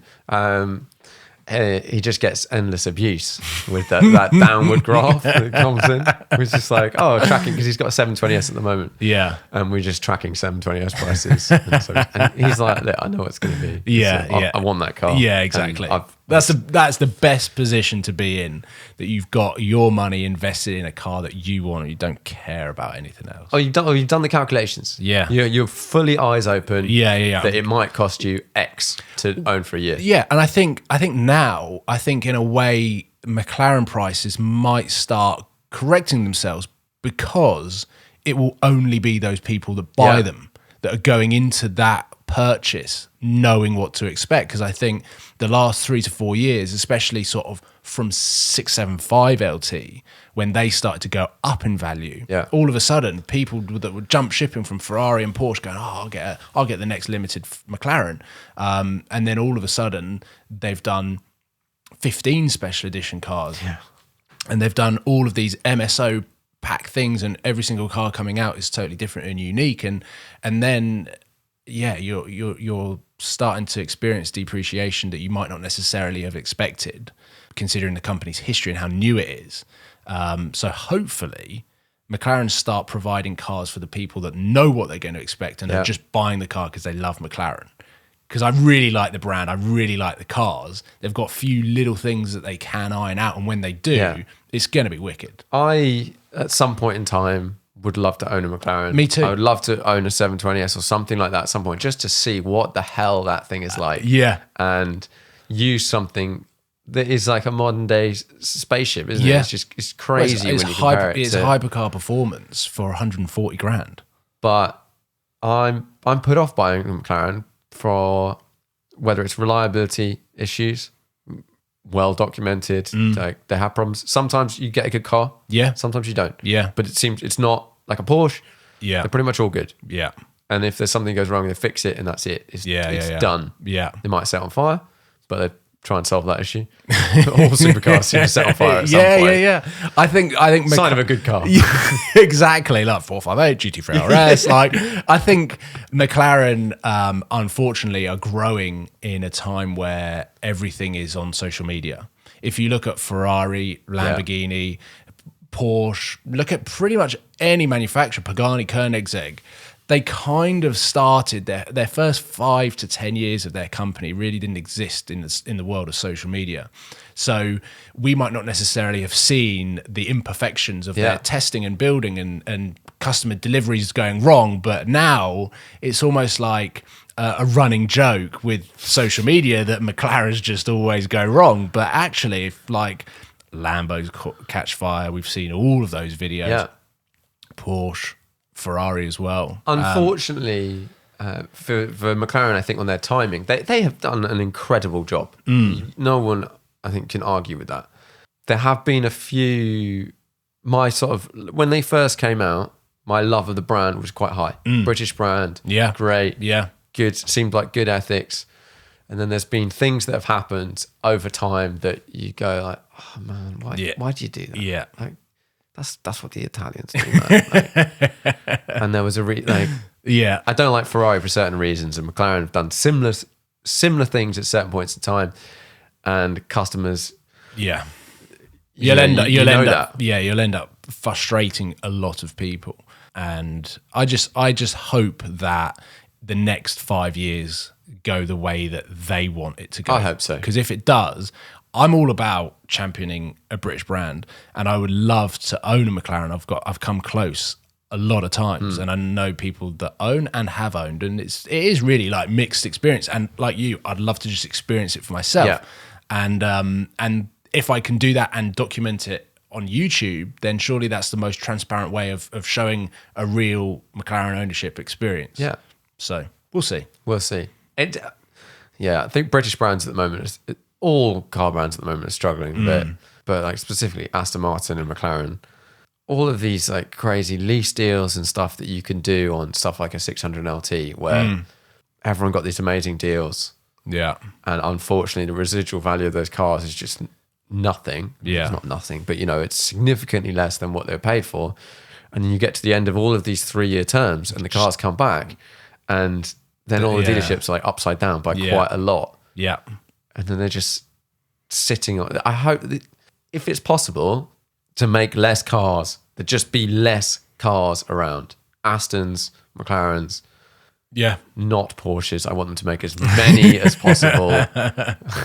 I mean, I think there was a real sweet spot. I think I wouldn't like to put a date on it because I might get it wrong, but maybe between, shall we say, 2007 and 2012, I feel like was a really good period where like production numbers were at the right spot. I think the cars between that era, it's a good era, were pretty bang on. Obviously, we've got the classics, which will remain classic. But I feel like that era is where everyone was happy, and I just feel like now with higher production numbers, manufacturers answering regulations, to shareholders, we've got all of the regulations, and obviously this technology transition. I don't even think manufacturers are 100% behind battery technology because it's fairly old technology. Like I had batteries in my Game Boy that they then and they plug in and recharge. Well, they probably have, but they haven't changed that much. Yeah, and so you do wonder whether manufacturers are also dragging their heels a little bit to wait for something else. Is there going to be something else? I hope something other than. I think for a lot of stuff, battery will be the way. I drove a Tesla Model 3 the other day. I've had an experience in that car. You had like an auto brake experience. Yeah. Nice. Was that terrifying. What happened there? I was on the M1. The weather was bad. Visibility wasn't great. And I was just on cruise control. It wasn't even autopilot. So I had the radar on and I had the speed. Yeah. And I think I was at like 73 on the M1. And I was approaching a bridge, and for whatever reason, the camera detection system was like, "Whoa, there is a freight lorry, horizontal in the M1," and it just slammed on its brakes. And the telemetry read that it went from about 73 miles an hour down to about 50 in less than a second and a half. Okay, so full on. It was properly aggressive. Yeah, and it just like ripped the seatbelt. I like shot right forward. My girlfriend was in the car as well. Thankfully, no one was behind because, I mean, if a car's going to rapidly deaccelerate from 70 on a free-moving motorway, they were going to go into the back of us. Very possible. And then you get out and you're like, oh, I'm really sorry, the car broke itself. Yeah. And they're like, I don't care. Yeah. Look at my car. And you're like, well, how does the insurance work with that? It's an interesting one, that one, because I remember after that had happened to you, I was talking to him about it with a couple of people, and one of the guys has a Model X. And he was saying it is quite not necessarily common, but it exists. Happens. Yeah. But he pointed out, and it's a very valid point, that happens in any car that has a system that does radar, cruise control. All of the comments when I first launched that video, because again, it was one of those things where it happened to me and it really affected me over the 24 hours, because I was thinking, what if? It was all about that hindsight of what if it really had continued to brake? Like, what would have happened there? Or what if there was a car behind? What if there was a lorry behind or something? And I was like, I need to put this video out. And the comments were like, oh, that happens in my Golf. That happens in this. And I was like, actually, yeah. So I was speaking to Tesla. I was like, what would be fascinating is to compare manufacturers and their systems on that exact thing that happened in your car. Because what I don't want to do is isolate Teslas as just being Teslas do this. Yeah. It was just unfortunate that it happened to me within the first 24, 48 hours of me driving that car. But yeah, you're right. I think most cars probably would have identified that shadow in the poor visibility as, well, that's an object, I'm going to put my brakes on. Yeah, and apparently there's certain things that are like regular occurrences. So one is shadows on bridges. Yeah. These sorts of things. And chatting to my friend who's got the X, he said, yeah, like totally it's a thing. Like if someone is driving on whatever, cruise nav, whatever it's called, and you're following a Tesla, like actually don't follow too close. Yeah. Because there is a possibility that it could just slam on the brakes. And it could happen in any of these other cars. Yeah. The thing I found about driving the Model 3, what do you think of the car? I thought, like, as an A to B mode of transport, it was a very, very good piece of kit because it was capable of some pretty insane performance. Like, it's good. It's mad. Yeah. But then also, it is comfy. The tech will take some getting used to, but like with anything, like when we were going from an iPhone 7 to the X, when they took away the home button, you're like, whoa. What have you done here? Yeah, how do I operate this thing now? And then it takes a week and you get used to it.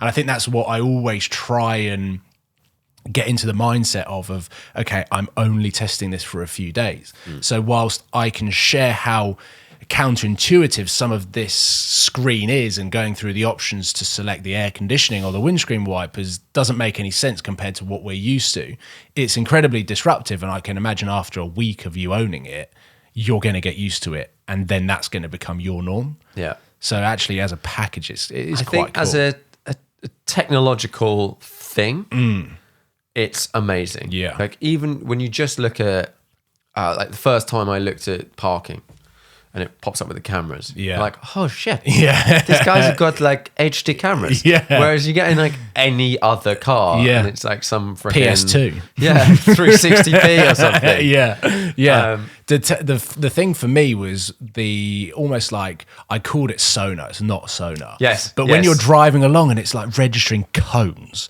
and wheelie bins and people, Here's a and you're lorry on your right hand side, and you're like, whoa, like this is. And I think Ford came out and said this, that Tesla are years ahead. yeah, it was like they're like a couple of years ahead of us. Yeah, yeah, and you're like, yeah. I mean, you can see that when you were if you're gonna jump. I haven't driven the new Mustang E thing, yeah, thing, Mach-E or whatever. which I'm quite intrigued to test.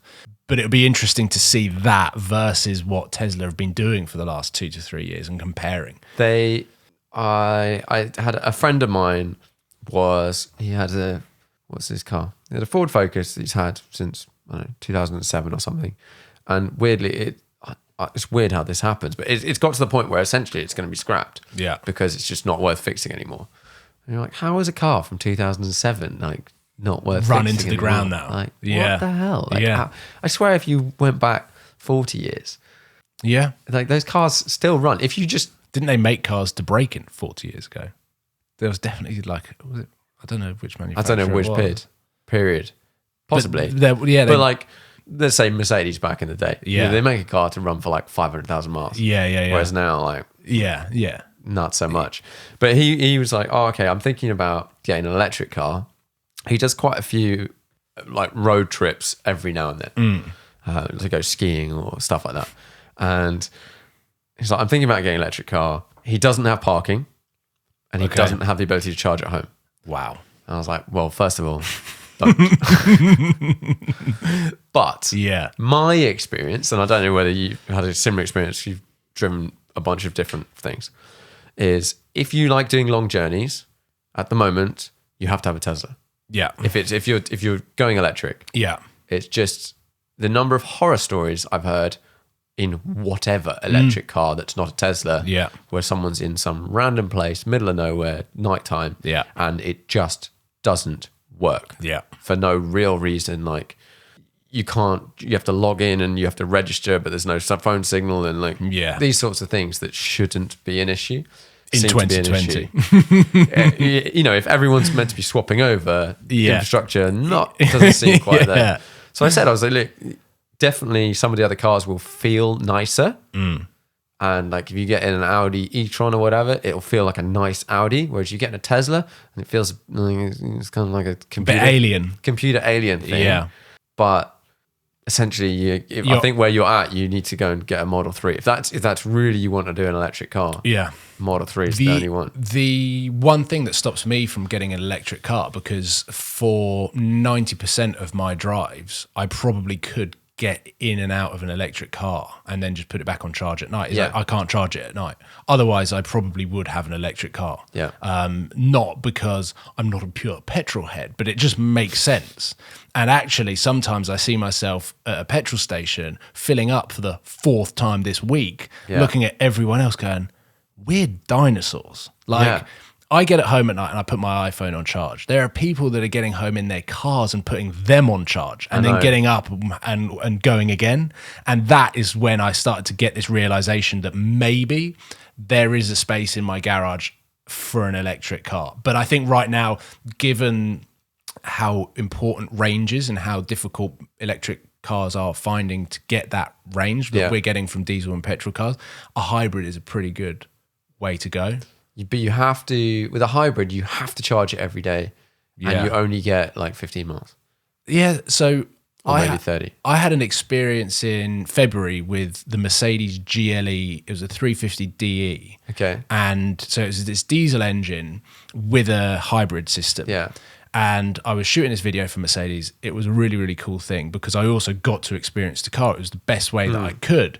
And I saw it and I did it. They got 100 kilometers out of the battery on a hybrid. And then you could switch it to the diesel engine and it was reading 799 kilometers. Right. So and what sort of fuel economy is that car getting in when you're not using when it's not charged? I cannot. Because that's the real question. With all of generally now everyone's getting hybrid SUVs, which I understand someone wanting to have an SUV, but adding another 150, 200 kilos into an SUV makes it really damn efficient if you haven't juiced it up. Yeah. Inefficient. The way that they kind of sold it to me, and obviously I've been sold because I think it's an amazing idea, is that you do charge it every night, and for something like the school run, going to work, you can just use the electric charge all day for 100 kilometers. And I think most people could probably get by with that. And then on the weekends, if you're going up to visit family or whatever, you can just flick it and use the diesel motor or combine the two and get the range that you want to get there. And then all of a sudden, you've kind of got 2 cars in one. And I was like, actually, I can't think of an electric car that can do both those things. And whilst, yes, there are a bunch of cars that have petrol and diesel engines that can do the other thing, combining the two, it could actually be a greener way of doing things. It seems like for where we are right now, if you really would like to cruise around town in electric and stuff like that, that seems like a reasonable option-ish. But and just the fundamentals, this was another thing I was talking to Christian about. Yeah. With the Chimera, whatever. That's quite a cool, bloody cool car. Yeah. You're saying the problem with hybrids is you have to build a ICE, petrol, diesel powertrain. Yeah. And then you have to build an electric powertrain. Yeah. And then you attach them together. So you've basically made 2 cars. Yeah. In one. Yeah. Like, it's not it's not efficient. It's not very efficient at all. Whereas what they've done, and I think unfortunately we're never going to see that come across to conventional road cars with their combustion engines and stuff, where he's like, I can make a 2 litre for sports cars. It's unreal. Yeah. It's like I can make a little 2 litre engine that has 600 horsepower. Yeah. And is 10% more efficient than your normal car. Yeah. Whereas, and then you have some electric stuff on top of that, but you've got such a high powered small motor that you're generating electricity all the time and stuff like that. But yeah, I don't know. It's a conundrum because I would like to be as eco as I can be, whilst also being a petrol head, and I've got the other cars, but actually in reality, they don't get driven that much. Yeah. So like day to day, can I swap right now into an electric car? Yeah. And for me, the answer is no. Yeah. Same as me. Possible. Yeah. But we will get there. Yeah. You just wonder if something else might come in. That's what I'm waiting for. I think hydrogen doesn't sound like it's not for. I think the coolest thing that I think could probably get ourselves around the idea of having to just sit in a petrol station and charge our cars for 12 hours, unless you've got a Tesla, is the idea of almost like having pit stops where in the service stations there are charged batteries. Everyone uses this universal battery that you drive in. Battery comes out. Pay some sort of yearly fee or whatever. New battery comes in, shoots up into your car. You got 100%. You go again. I think in not too long. I don't know the actual specifics of it. We'll have batteries that you can charge Much goddamn faster. fast. Yeah, like we'll get it to the point Yeah. where you can charge a battery. We might nuke anything within 5 square meters of the charging point. Like, Yeah. you might have to put some gloves on at that point. Yeah. But you'll be able to charge your battery in 5 minutes or 4 minutes. or like 3 Wi-Fi minutes. charging. So many cats will die. I also heard if you've got like traffic lights things, like where you almost have these rechargeable pads coming up to traffic lights, so when you pull up it kind of gives you a little bit of juice, and especially around town you could probably never really lose that much charge because you're always You have like a charging road network. or like the traffic lights themselves like emit this, because I mean our phones now don't need a cable to charge. No, but they do. They don't. But they charge faster with the cable. They charge faster with the cable. Goddamn technology. We're sitting here trying to come up with the solutions when there's probably tech heads in Silicon Valley being like, these guys. You got such morons. Just Yes, we are. It'll get there. The best things I want to see, or the biggest things I want to see, are the densities and stuff like that. So cars being light. I want them to be lighter, and charge faster. Yeah. Because if you have let's say a Tesla, and you've got 100 kilowatt hour battery pack now, if you go to a supercharging network to charge that up, it's expensive. Like it's not cheap, and you don't get like all of these cars.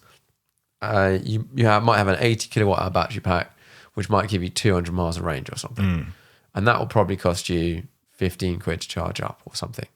But that's half, 15 to 20 pounds maybe less. Something like that. It's something like that. Yeah, I think my Model 3, to charge that up, I was getting around between 16 and 18 pounds to charge it up on a supercharger. So 18 pounds, and that does 300 miles?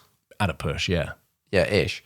Whereas if you were in a big diesel or something, or like even my S4 does like 450 miles in a tank. Yeah. So you're getting to double what an electric car's range will be. So actually you've got to charge it twice for the same range. Yeah. So you're then in the sort of 40 pounds. Yeah. Which is not much. Not far off. Not far off. From just having and you've had to do another stop. Yeah. The time between actually just refueling a car is actually quite minimal in comparison to supercharging a Tesla. Yeah. Let alone trying to recharge your Taycan Turbo S. Yeah. Which a friend of mine sold his because it took him all day to charge it up to get an extra 80 miles. He was like, this is just not there yet.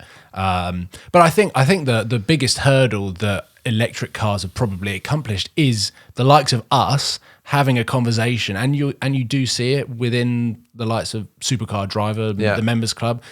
A lot of those guys are driving electric cars, and the fact that we are saying, whilst it doesn't fit into our life at the moment, we would consider one if it did, I think is a big hurdle to overcome. Because Totally. 5 years ago, it'd be like, yeah, get an electric car. You'd be like, absolutely no way. I'd much rather a straight pump Aventador.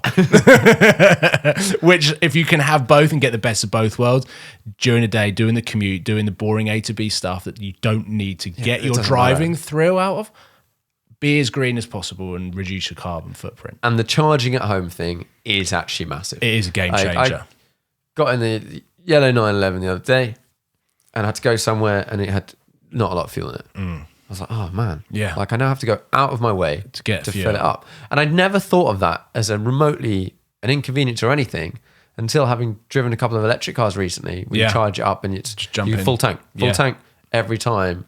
And if you have, for most people, most of their driving, if it's taking kids to school or short journeys or whatever, for me, it's generally longer journeys, so it's not quite so good. Yeah. But even if I could get a 300 mile, I think for me, for like my sanity, it needs to be about 400. Yeah. Because then I can go to Silverstone and back and whatever, and it's not you have to drive at 60 miles an hour to eke it, and you'll just about get there. And if it's not quite charged and stuff like that, then it's totally doable. Yeah. And even if you're plugging into a 3-pin plug and it only gets, I don't know, whatever it is, like 80 miles in 24 hours or something, if you plug it in every day, it's always going to be pretty much topped up. Yeah.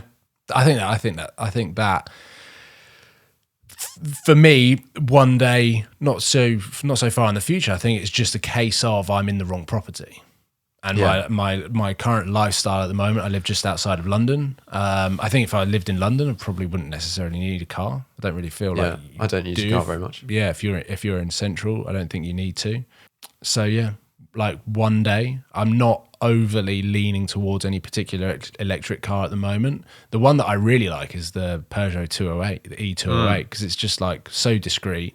Like it's not shouty at all. Yeah. It's got quite good range. It's fast. And inside it's actually quite nice. And like, I remember I went on the press trip because so I went to Geneva and I fell in love with the 208. I just loved the way that it looked. And I don't think people truly believed me when I said it because we had the Murcielago Chiron there. There was all of these crazy cars behind me where I was just like, oh my God, look at the 208. Everyone was like, what are you talking about? Yeah, how much have they paid you? What's exactly? And I was like, it was just the most authentic tour of a Geneva Motor Show to find myself at the Peugeot stand. Peugeot saw that and they were like, hey, do you want to come and drive? And I was like, yes. And I got to drive the Peugeot, the petrol, diesel, and electric. And the electric car was hilarious because it had so much more power. Yeah. It was like a BMW i3, like actually 0 to 30 miles an hour. It's faster accelerating than an M3. Yeah. Like, so it was seriously fun, silent, meant that the sound quality inside the car when you turn the music up was that bit better. And I was like, oh my God, like this is actually a really cool car. But then no one was like staring at you, like looking down on you or whatever, like, which you do get a little bit in the Lamborghini. Yeah. Yeah. I drove the Honda E. Okay. Was that good? It was I've not driven that before. It was good. It's got cameras as wing mirrors, right? Yeah, that's not good. No. It's okay. Yeah. But it's takes a little get to the resolution and stuff's not great, and also you lose that the ability to, like, you know, when you look in a mirror, you just like look left and right, and you can then get a perception of distance. Yeah. You can't do that. Okay. But and it has markers and stuff like that, so it was okay to use. The problem that I had was when other half got in the car, and she then has a screen in front of her face that is continuously scrolling. Right. So watching, playing like Guitar Hero or something. Back in the day, like she immediately felt sick as a passenger. Wow. And, never thought of that. And if you're driving, you can sort of tune out because you can look ahead. And then when you need the mirrors, you can go there. But if you're the passenger, it's literally just in front of your face. Yeah. Wow. Never thought of that. Yeah, and I hadn't thought about it. Yeah. Drove it for like a week. She never thought about it. And then she got in. It started to feel and sick. was like, what the hell? But the interior of that car is cool. Yeah. It's a cool thing. And I think if there was an electric car that would work, you're like, okay, a small little electric car is actually makes more sense. Makes way more sense for most people. Yeah. And then if you have two cars, you have a different one for longer journeys at the moment. Yeah. But there aren't many people that make a little pint-sized one that works, but it was cool. It was cool, and it was cool driving around London. Do you not think that even the pint-sized electric cars are a little bit too expensive? They are. That was it. That's the problem. You look at it and go, it's 30-something grand. You're like, yeah. It's not really. Well, I wouldn't spend that. I spec'd up a E208, so I spec'd a Peugeot E208 up, and you got the sort of finance calculator at the end of it. And it was coming out the same price per month that I pay on my M2 competition. And you're like, every single brain cell was telling me this is crazy. Yeah. And then that you're, at least with my M2, the chunk of the depreciation on that car's done. I'm not saying that it stopped, but you'd like to think that actually you're probably going to have a cheaper ownership experience in that car over the 12-month period in comparison to a brand new Peugeot E208. Yeah. That by the end of the first 12 months, you're still paying monthly payments on a 30 grand car, but it's not worth anywhere close to that. And then at that point, you're going to walk away from that car and it's going to cost you a hell of a lot more than an M2 competition. And then your petrol head instincts kick in and be like, well, for that car, you're like, okay, like a Honda E. Like, I would think about buying a Honda E, but it would have to be after 2 years and half the price. Yeah. And then you're like, okay, but what's that car going to be like? If its range at the moment is 130 miles something, look at what's these that going to be things. like in 3 years? Like, if it's 80% of that, you're like, oh, hang on a minute. Range anxiety becomes a real. You can't do like easily 100 miles, which is not far, especially on a round trip, because you can't guarantee charging. No. Yeah, I mean, it's terrible. Technology's not there. It's not quite there. No. And they're heavy. Mm-hmm. So heavy. Yeah. Which is why, because if they make them heavier to get more range, they're going to be even worse. Yeah. So I think that's something where the Teslas are so far ahead at the moment is, and that's something that the other manufacturer said, is the efficiency of the car. Yeah.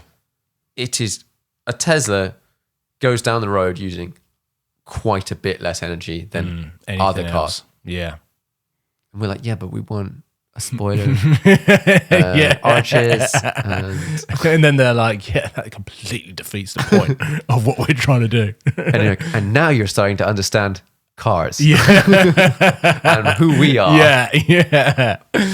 I'm sure their design is like that for a reason.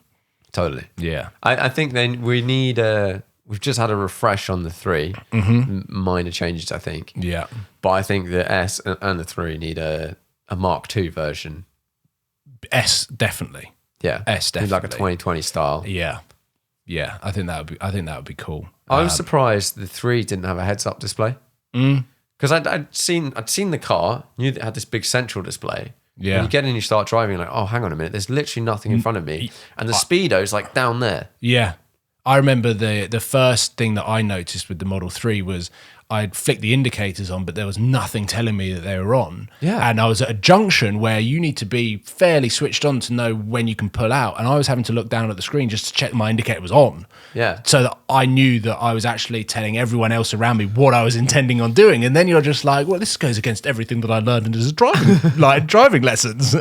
I'm like looking down here while I was trying to pull out of a junction, and it just did not make any sense whatsoever. And you look at a lot of the strides that other manufacturers have made to put stuff, whether it's Audi or someone, to have it in front, as close to in front of your face as possible. And we're all being pushed to not use your phones in cars. Yeah. Because it's a stupid idea. Everyone knows this, but whatever. You get bored of whatever. Yeah. Make bad decisions. But if you can have it up there on a heads up, or it's so much better. I remember when I went and got my M2 from the Audi. Yeah. Just the way the digital speedo on the BMWs, I imagine it's the same on the competition. Yeah. It's like this tiny little number. Yeah. Yeah. And you get used to it, and because you know where it is and whatever. But on the Audi, it was like this massive thing. Yeah. It's like half the size of your phone. It's just the number. Yeah. Why did they do this? Probably to just differentiate themselves. Make it feel like... But it's tiny. And you talk to BMW people, they're like, it's always been like that. Yeah, exactly. That's it. So? It's our BMW way. You're in a BMW. And now your BMW way is very big grills. That's a whole nother podcast. What do you think of that? Let's keep it short. I am a fan of M3, M4. I was fairly vocal about it before they launched that I think it's going to look good. I'd learned from previous cars that had come out, like the facelift Mustang and the new Mercedes front ends, where they were so different to what was before. It just took a while for our brain to realize that we actually it was like the design was ahead of its time, and I think this is the same. You think? But yeah, because now I'm seeing all of these different specs. People are seeing them in like real life, rather than just these press shots. And they're like, oh my God, actually it looks really good in that color. And a lot of people I'm seeing is like, oh, they're really growing on me. Like, actually, I might consider buying one because it's going to be a great car. It will be a great car. It's going to be a really, really good car. But I think to begin with, it was those grills were so disruptive to what our brains are used to that no one could get away from. But if it just had the old grills, it would look much better. And I agree, it would look really, really good. There's so many renders of like, it doesn't bring the design forward into the next 5-10 years. I want to see the car. I want to see the car in the flesh. Yeah. People that have seen it, I've had mixed opinions. The people that are quite heavily BMW are like, I like it. I'm like, yeah, but is that because it's got a BMW badge? Is that because they let you drive it, or what? Like, how impartial? And we'll see whether they sell a lot or don't sell a lot. Well, I mean, at the price point, I think they're going to have to offer some pretty good deals, which they normally seem to do. Yeah, I mean, I've spec'd up an M4 comp on the website over $100,000. You're like, no, I mean, they're not seats, but but they're like $8,000. Wow, $100,000. $100,000 for an M4. Wow. Yeah, it's actually quite terrifying because so many cars depreciate. Yeah, and there's faster so than many sub $100,000 cars. There's so many, new and used. Like, yeah, you can have a pretty solid 3-car garage for $100,000. Yeah, and you can probably buy 3 new M3s in 3 years for $100,000. Yeah, probably not far off. Like, probably. Yeah. Right now, you can buy 3 F80 M3s for $100,000. You could definitely buy 3 M4 comp. Yes. For $100,000. That's nuts. But it's a new weird way of looking at it, isn't it? Yeah. But it's a new thing. It is a new thing. And people, I am very glad that people go out and buy these things new. Because there's so many people that sit at home and go like, I'll buy it in 5 years' time. Yeah. And like, why didn't you order the manual and whatever? And it's like, yeah, but you didn't go and order the manual. Yeah, exactly. That's why it's discontinued. And for like an M3, I'm going to go against the grain and say like, I couldn't really care less whether it was manual or not. No, personally. No. Because I know from my usage, if I had an M3, it would be the daily car and I would want the auto. Yeah. Which is why I went auto in the M2 comp. And actually, when I bought it and was like, this is going to be my daily driver, I need an auto. I've now done I think I've done about 7,000 miles in that car. And it's a useless daily. And actually, I'd much rather have got it in manual and had it as more of a fun toy. Yeah. Because that's what it's set up to do. But at the time, I just thought, I loved my M3, which was a really good daily. I'm just going to get the M2 comp. Why is the M2 comp worse as daily?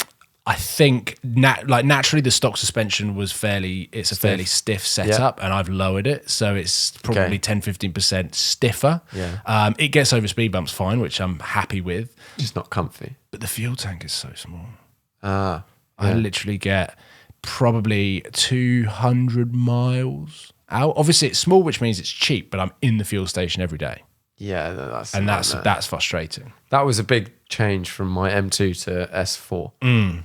I think that my M2 was a bit better on fuel than the newer one. Yeah, but it was the suspension, like ride quality. So I changed the suspension and then messed around with it to try and make it better, not to necessarily lower it or anything. Yeah, and never really got happy with it. And then moved to the S4, which gets way better fuel economy. Yeah, which I can get if you drive at 70. Yeah, you can get 40 mpg. Yeah, that's pretty good. You're like, well, yeah, and a tank's like between 400 and 500 miles. Yeah. I was just being, and as a daily, that's what you need, and it's comfy. Yeah, it's got acoustic glass in the front. Don't find it that comfy. It's not. After an hour and a half, I'm like, get me out. Yeah, which is not what you want. It's not what you want. No, and the M3 was good. Tricky, isn't it? It is, because I think it's finding the balance between something that you're gonna love and enjoy and get in every single time, like looking at, but also something that actually ticks a lot of boxes from a practicality and comfort point of view. And also, when you try and find a car that does those two things, then I also look at, okay, what content opportunities are there on this car? Like, am I going to make it look better with modifications? Am I going to have like quite a long list of things that I could potentially do with it?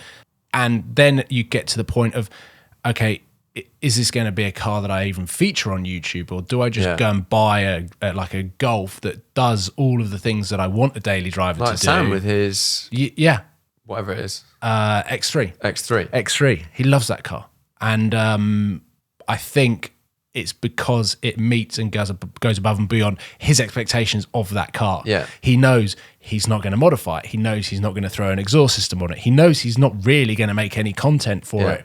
Therefore, he kind of needs it to tick a whole bunch of different boxes. Whereas the M2 Comp, I was like, I think that's going to be a good daily, but look at all of the options that I can do to modify it and make it look how it looks, which I love how it looks. And I always park it up and like look at it. I'm like, oh my God, that looks like properly mean. But then I walk up to it when I need to drive it again. I'm like, oh, for God's sake. This is the world that we live in. Exactly. So I've done a lot of miles in it. It's a really cool car, and I've made it look exactly how I want it to look. So now I'm just going to enjoy it as it is. And try and use my girlfriend's Jaguar as much as I can. I think the problem I ran into with my M2 is I started trying to make it the car that it wasn't.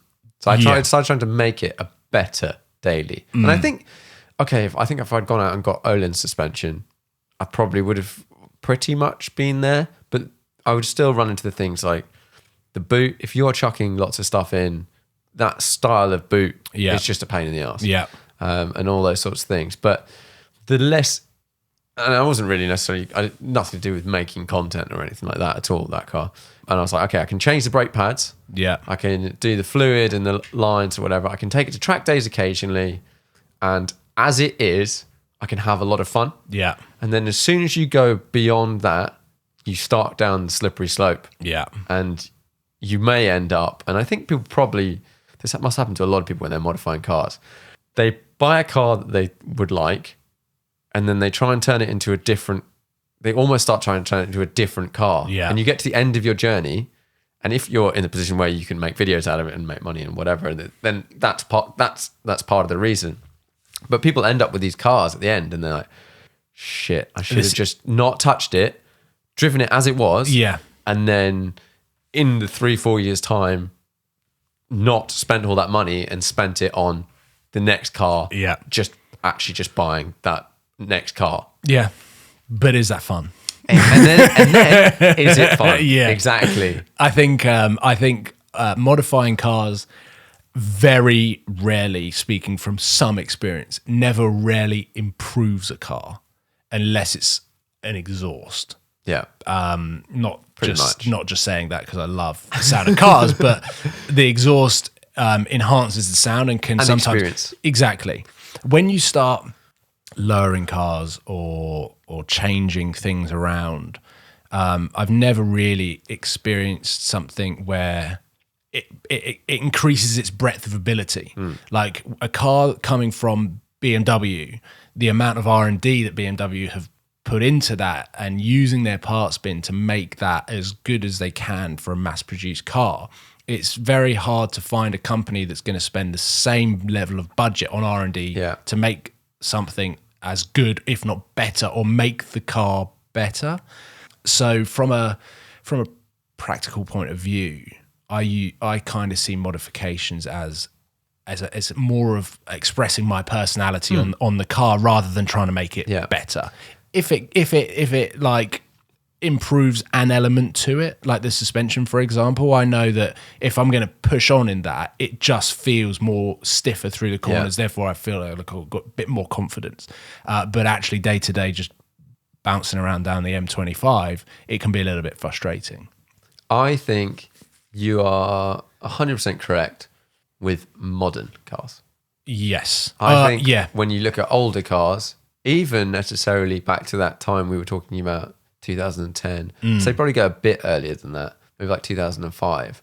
There's modifications that you make that people probably almost wouldn't necessarily consider modifications. Things like adding Apple CarPlay. Yeah. Like if you've got a 996 Porsche and you put in the Porsche new PCM system that you can buy turns that car from Transforms it. It like transforms it into a modern car. Yeah. My friend's got a 2015 GLE. And you know, like the really sort of like boxy square center console, you got like the iPad stuck there on the dashboard, and to look at it looks quite dated, especially when you use the infotainment software. And he's just taken it to get serviced and put the Apple CarPlay, and it's just completely transformed it. I was in it yesterday. I was like, oh wow, like it genuinely feels like you're in a much newer car. And I think those kind of things will massively improve the experience and also maybe extend your longevity of actually enjoying the ownership of that car. If on my 997 I could have Apple CarPlay, I would get it in a heartbeat. Like that is just on the edge where I've now got like a little Bluetooth receiver thing that I got off eBay that's probably hacking my home system at the same time. But that connects in quite well and the cabling and stuff works. But anything older than that, like the old 911, I've messed with a lot, and that now just connects with Bluetooth and you do all the stuff. But when you're before that, it just I'm used to modern stuff. And as soon as it feels like it's not modern anymore, you're like, oh man. Yeah. But underneath, the cars haven't evolved that much. A bit like with the M4 being 100 grand. We've got, if you pick a car from the last 10 years, all the cars, whether it's like an M5 or whatever, have all of the stuff. Yeah. Pretty much. Yeah. Like the tech hasn't changed that much. So you've still got pretty much an amazingly modern car. Whereas if there was periods of time when these were new things, like sat-nav was a new thing. And if you didn't have the new car, you didn't have sat-nav. Yeah. Whereas now you go and spend 10 grand on a car and it's got sat-nav, CarPlay. It's the same with iPhones. Everything. Like exactly. The new iPhone, pretty much the same as the old one. Yeah. I used to change my phone every year. Yeah. And then I've had this one for like 2.5. Yeah.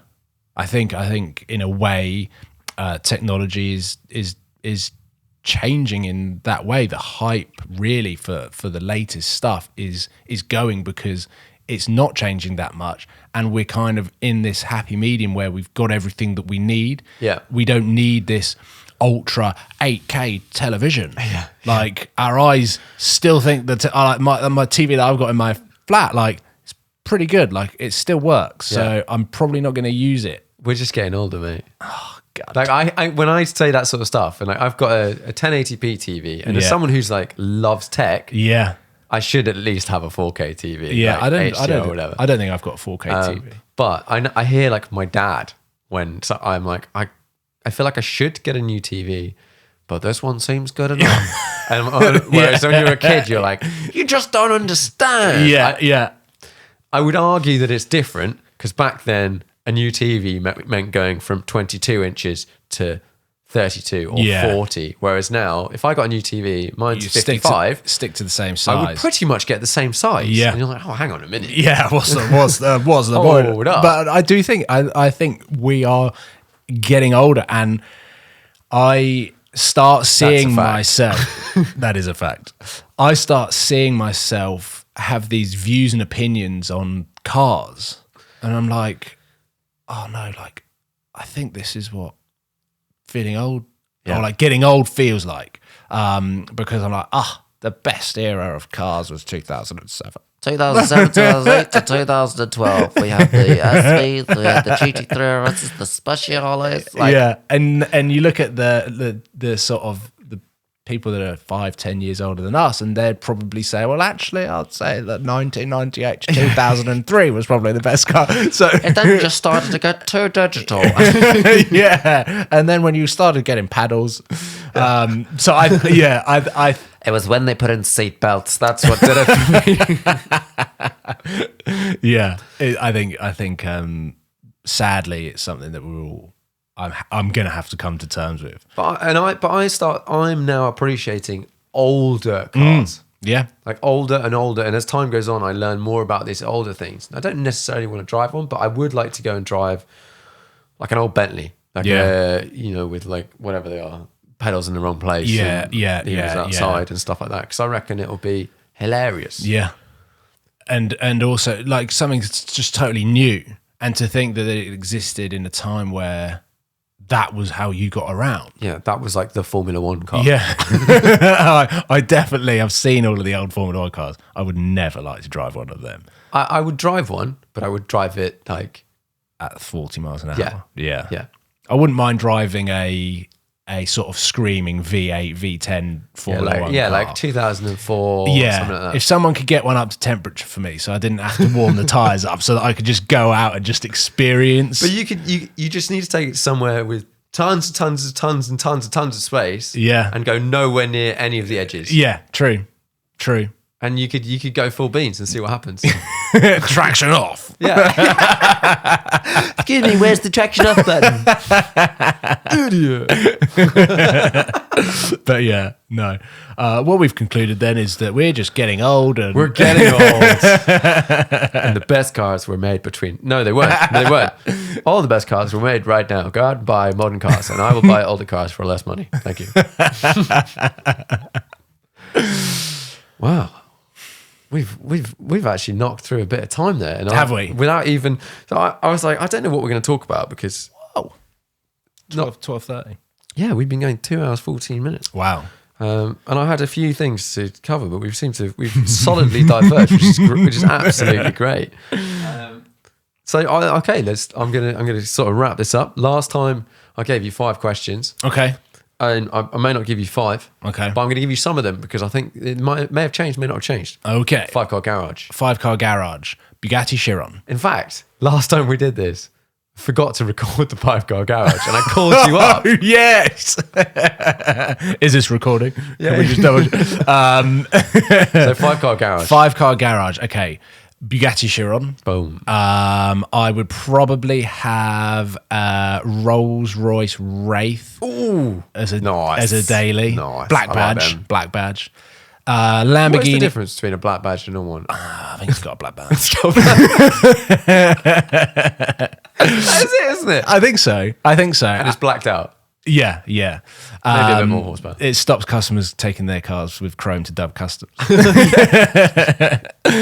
Then I would probably have a Nero design Lamborghini Urus.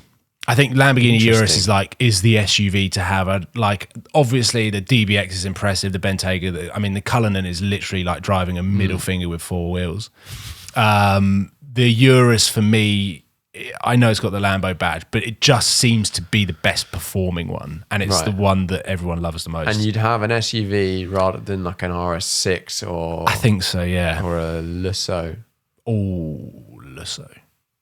Yeah, I think so. I think I'd have a Urus, but I probably would have. I would have a Lusso just so they don't crash it. 'Cause 4-wheel drive. You're unlimited budget. You can always repair it. Yeah, true. Okay, I'd have an 812. Okay, you'd have an 812. I'd probably have an 812, and I should really put a Porsche in there, shouldn't I? Because I love Porsches now. I'm like the newest. What would be your Porsche? Biggest Porsche fan. Maybe I would go Carrera GT because you really should have a manual in a 5-car. And then you've got a convertible as well. Exactly. Yeah, I'd probably hack the roof off my Chiron as well, just for something to do. Did you see that? Every now and then I look over at what's going on in America and look at, look at the YouTubers. Like, the Evo Spider, the Hurricane Evo Spider. What? Yeah. What? We're talking about, this guy's just wrapped his car. This Yeah. guy's twin turboed his F12. And now they've just chopped the roof off a twin turbo Hurricane. Yeah. Sorry, what? Yeah. They are crazy. They always have been. They always have been absolutely mental. I remember when they had their rear-wheel drive Hurricane, and they supercharged it. And I was like, you do realise this is the rear-wheel drive model. Like, and you've just made it 800 brake horsepower. They're like, yeah, sick, isn't it? And I was like, okay. And then they twin turboed it and made it even more crazy. I was like, oh my God.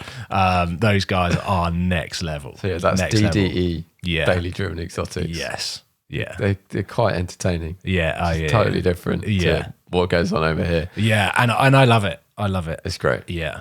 You also, in America, you can do stuff you can't do here. Yeah. I think that here warranties feel more powerful. You just get arrested. Yeah, that's true. That is true. The videos of like burning through all 5 gears whilst holding your camera in one hand, filming your dash. Yeah, it is mental when I see those clips. Just sort of like sprung in the middle of a vlog, and they're like onwards to lunch. Yeah. I'm like, oh my god! Like I actually did that back in the day, like when I didn't have a mount. I used to like just hold the camera and drive at the same time, and it didn't take long before I realised that is just not the thing to do. So yeah, one car rest of your life. Wait. What Porsche are you gonna get? Carrera GT. Carrera GT. Sorry. Yeah. Okay. One car rest of your life. Chiron. You could daily it. It's not loud, but it can be if you want it to. You don't have to drive it fast. I mean, it would be probably a pain in the arse to park, but I think it would probably tick enough boxes. Yeah, I think so. Yeah. VW, isn't it? Yeah. Although possibly a Rimac. Yeah. Most undervalued car at the moment. Undervalued car. Do you know what? Or best value car for under 50k. Oh, best value car for under 50k. Whichever one of those you want to do. We could definitely do a whole podcast on that. Surely the best valued car for under 50k if you want like a sports performance car is a manual R8 V10. Yeah. Naturally aspirated. How much is a manual? Yeah, no, that's it. That's it. But then I would probably go and say the most undervalued car is a manual R8 V8 because in a way I kind of feel like the V8 it's the original R8. It's kind of slow. Yeah, but they're 30k. They are like so. I don't know, or maybe but then a V10's 45, 50. And is that for the like facelift when it went S-tronic or whatever? No. They're closer to sort of 55, 60. They're closer to 60. Sort of like 12C money. Yeah. It's crazy. 12C money. What? At least we know the Audi works. This is all those cars that came out in that period we're talking about. Yeah. And now they've just been replaced like 5 times. Yeah. And that means they get cheaper. Although, if it was a Ferrari and you bought it, a bit later, 2013, 2014, it's still under warranty. It's crazy. You're still paying no bills on that. It's crazy. If you had a McLaren from that period, you basically, you might as well buy 3 and use the parts. Spare parts. So it's probably cheaper than buying a warranty. Okay. Final question. Most interesting car to you at the moment? Okay. I know what it is. And the reason I'm saying this isn't because it's my new thing, but it's just because it surprised all of my expectations and I'm still learning it, which is GTR. Okay, yeah, we haven't even talked about this. Now, obviously, the car has got a hell of a lot of history. My car is a 2017 car, and I basically bought it blind. I hadn't driven one on the road. I'd driven a Nismo GTR on the road, which was pretty terrible, but also like you could see what it was supposed to be doing. And I just assumed it being a Nissan, and having heard people talk about it being a Nissan, that it was going to feel like a Nissan. And I also thought it was going to be stiff suspension. I thought it was going to be quite unusable, but then quite impressive if I wanted to push on. And I got in this car, and okay, firstly, like the screen quality is still quite old Nissan tech, but the sound system is brilliant. It's the Bose sound system. I was like, whoa, like this is way better than Harman Kardon in the M2. Yeah. And then to drive, it's like a GT car. I mean, I know that sounds crazy because it's a GTR. No, but I know what you mean. But like it's really comfy, and I'm still like learning it every time I drive it, and it's just the coolest thing, and quickly becoming my favorite car that I've ever owned because it's got so much road presence. It's big and it's comfy, which sort of suits my old age I am. But then it's got this split personality that you flick it into all of its R modes, And it genuinely becomes this thing that just is on fire. It's so fast, and the traction, it literally defies the laws of physics how it goes around corners. I'm like, how did it just do that? And I know, kind of contradictory talking about computers and everything that we were talking about earlier, but actually it feels authentic.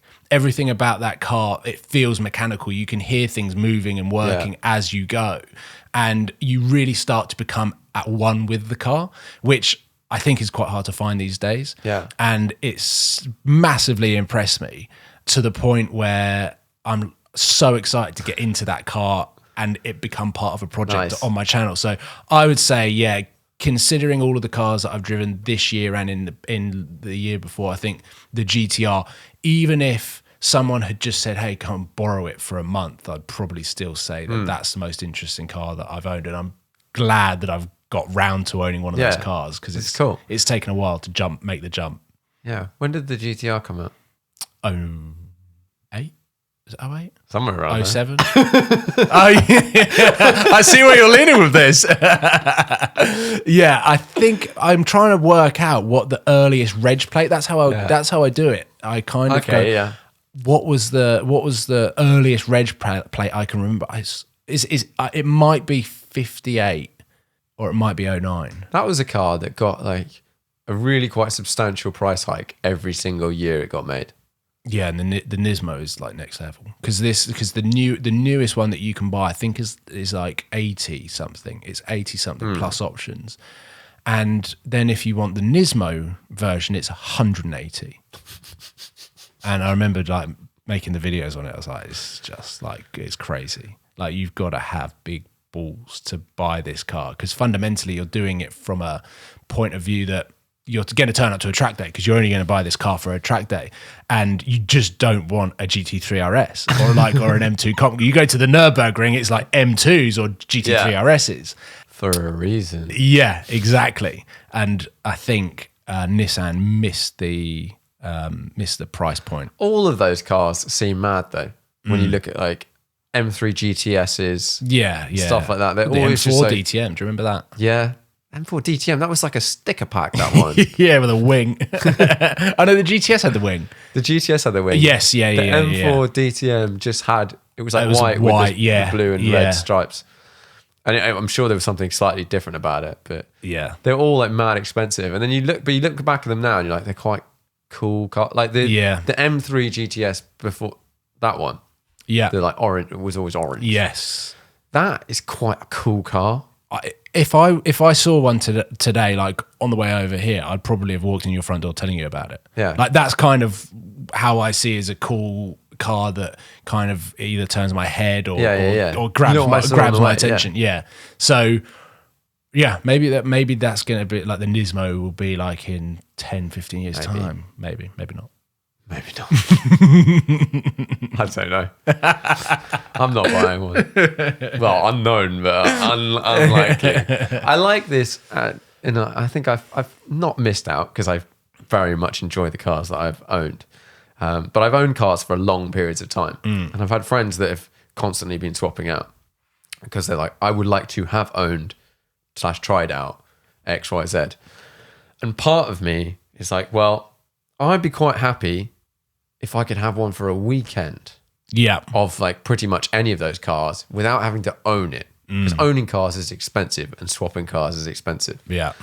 But equally, there's a bunch of cars like I would like to spend. Like, I'd like to spend time with a GTR just to see, like, I've been in one. Just to understand it. Just see what it's like. Because people rave about these things. And like, if you've never driven a GT3 or something and you're like, what is this Porsche chat about? I think it takes a while for those to like sink in.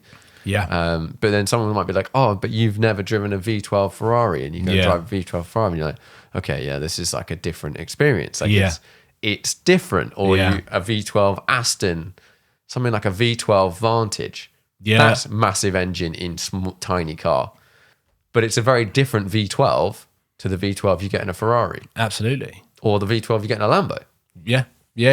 And then that's kind of, I think, one of the reasons why I probably do chop and change cars quite a lot, because I jump into the car and I'm like, okay, this is cool. you get used to it. So it becomes familiar to you. And then all of a sudden, as soon as something becomes familiar, it can then become the norm. And I remember when I first bought my R8 and I dailied it for like 2 weeks. And then I got in it. I was like, it's lost how special it feels. Yeah.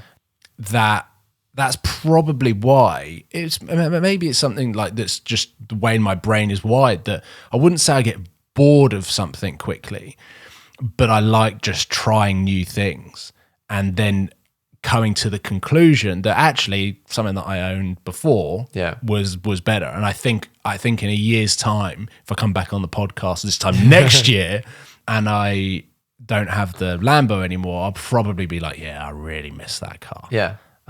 Maybe. But at the You don't know what comes after that. Exactly. And definitely it's a weird one. And I remember talking to Tim about this with if you've got a special car. So for me, 40. Yeah. Tim, Senna or whatever, 4GT or something like that. Yeah. He was very conscious that he didn't want to drive it too much. Yeah. Because the more you drive it, the more you become familiar with it and the more it becomes normal and whatever. And you do lose that special feeling when you take it out. Yeah. If you drive it too often, you could argue that you've had a great experience all of the time. But these cars that are nutty, I don't think you necessarily benefit from driving them a lot. No. You benefit from driving them at the right time in the right place, and you get an amazing experience out of it. But then it's quite nice to sort of come back away from that. Yeah. But how do you manage that situation? Yeah. How does Tim manage that situation when all of his cars are what they are? That's literally what I try and battle all of the time, because I never really want to fall back into that trap that I did in the R8 where it was my only car. Yeah. And that was because I couldn't afford anything else. If I could, I would have loved to have had a car that I just jump into to recalibrate what is normal and what is special, because then that really is, that's what makes the memories more special. Like with the Lambo, with the RF40, is when you do get in that car, you remember every drive. And it is special, and that's really what makes it a supercar. Yeah. And I remember when I first bought my Murcielago and realised very quickly that I couldn't do 98% of the normal journeys. Yeah. Like if my girlfriend was like, could you quickly just pop to the shop and get some milk? I'd be like, I'm absolutely not taking that car because it just cannot do it. I will walk. Yeah. And then that really, to me, meant that the car became even more special, because when you did take it out, it was for a particular reason, and it was so concentrated on being all about just going out and enjoying the drive that it became that special and that super in the lineup of other cars that I had access to. Totally. And I am able to have nice things. And with my daily, it's always tempting to just like level up your daily a little bit. And like the S4, I love it. It's like a great car. But every now and then I'll see like, an RS4 or an RS6 or something. Yeah. But I would almost like to go the other way. I would like to go down the line rather than up the line, so that my daily is still like nice, comfy, does all the stuff, but then everything else feels more special. Because if you're driving your daily and let's say it's an RS6, a new RS6, loads of power, really comfy, really fast. Yeah. And then you get in your Murcielago or something. Yeah. RS6 is faster. Yeah. So you'll be like... Probably easier to drive. Like it'll be easier and all the stuff, and immediately that makes that car less special. Yeah. Like if you get into your sports car and it's slower than your daily car, like, that's not a good, necessarily a good situation to be in. It's the wrong way around. It is. And I've definitely, I remember like really at the earlier stages of the Supercars of London YouTube channel, where I was going into central London and I was seeing these guys driving around in all of these like really, really fast sports cars. And then like the following week, I remember I saw this guy, he was driving, I think it was an LP640. And the week later, I saw the guy, I don't know how I clocked it, driving a Mini Cooper. I was like, oh my God, like, He's got a Lambo at home, and he's Why would he drive that? Why would he drive a Mini Cooper? Like, I didn't understand it. Yeah. But then actually, you're like, oh, maybe he was actually going to just get a pint of milk. Yeah. And he couldn't do that in his Lambo. Or he was just going to his family and wanted to take the much more sensible, much more practical car because he didn't want a headache when he arrived. Yeah. So, yeah, I think I'd love to have like a little Peugeot 208, a little Golf, something that I knew I could just jump in and it would work and it does everything I need it to do, and just rack the miles up on that and enjoy driving that, because then anything else I get into is going to feel more special, really, really cool. So I think that is definitely something that is on the horizon. Yeah, it's Watch out on my channel. New Peugeot 208 launching soon. week 1. New exhaust. Straight piping my 208. With a drill. Brilliant. Well, awesome. Thanks very much for coming on the podcast. Thanks for having me. It's been good to see you in person. Yeah. And like all of these, I do a lot of Zoom stuff. And things like Yeah. No, the world is a crazy time. So to actually do something like this is much. I think it's better and it's healthier. So much. So much so. Rather than just sitting looking at a screen. Yeah. And worrying about your internet connection about to drop out. The one thing we've learnt, though, is all of our parents were lying about getting square eyes from looking at screens. That's all we've done for the last 7 months, and they're still circle. Brilliant. Well, thanks very much Awesome. for coming on. It's Good been to great. see you. Sweet.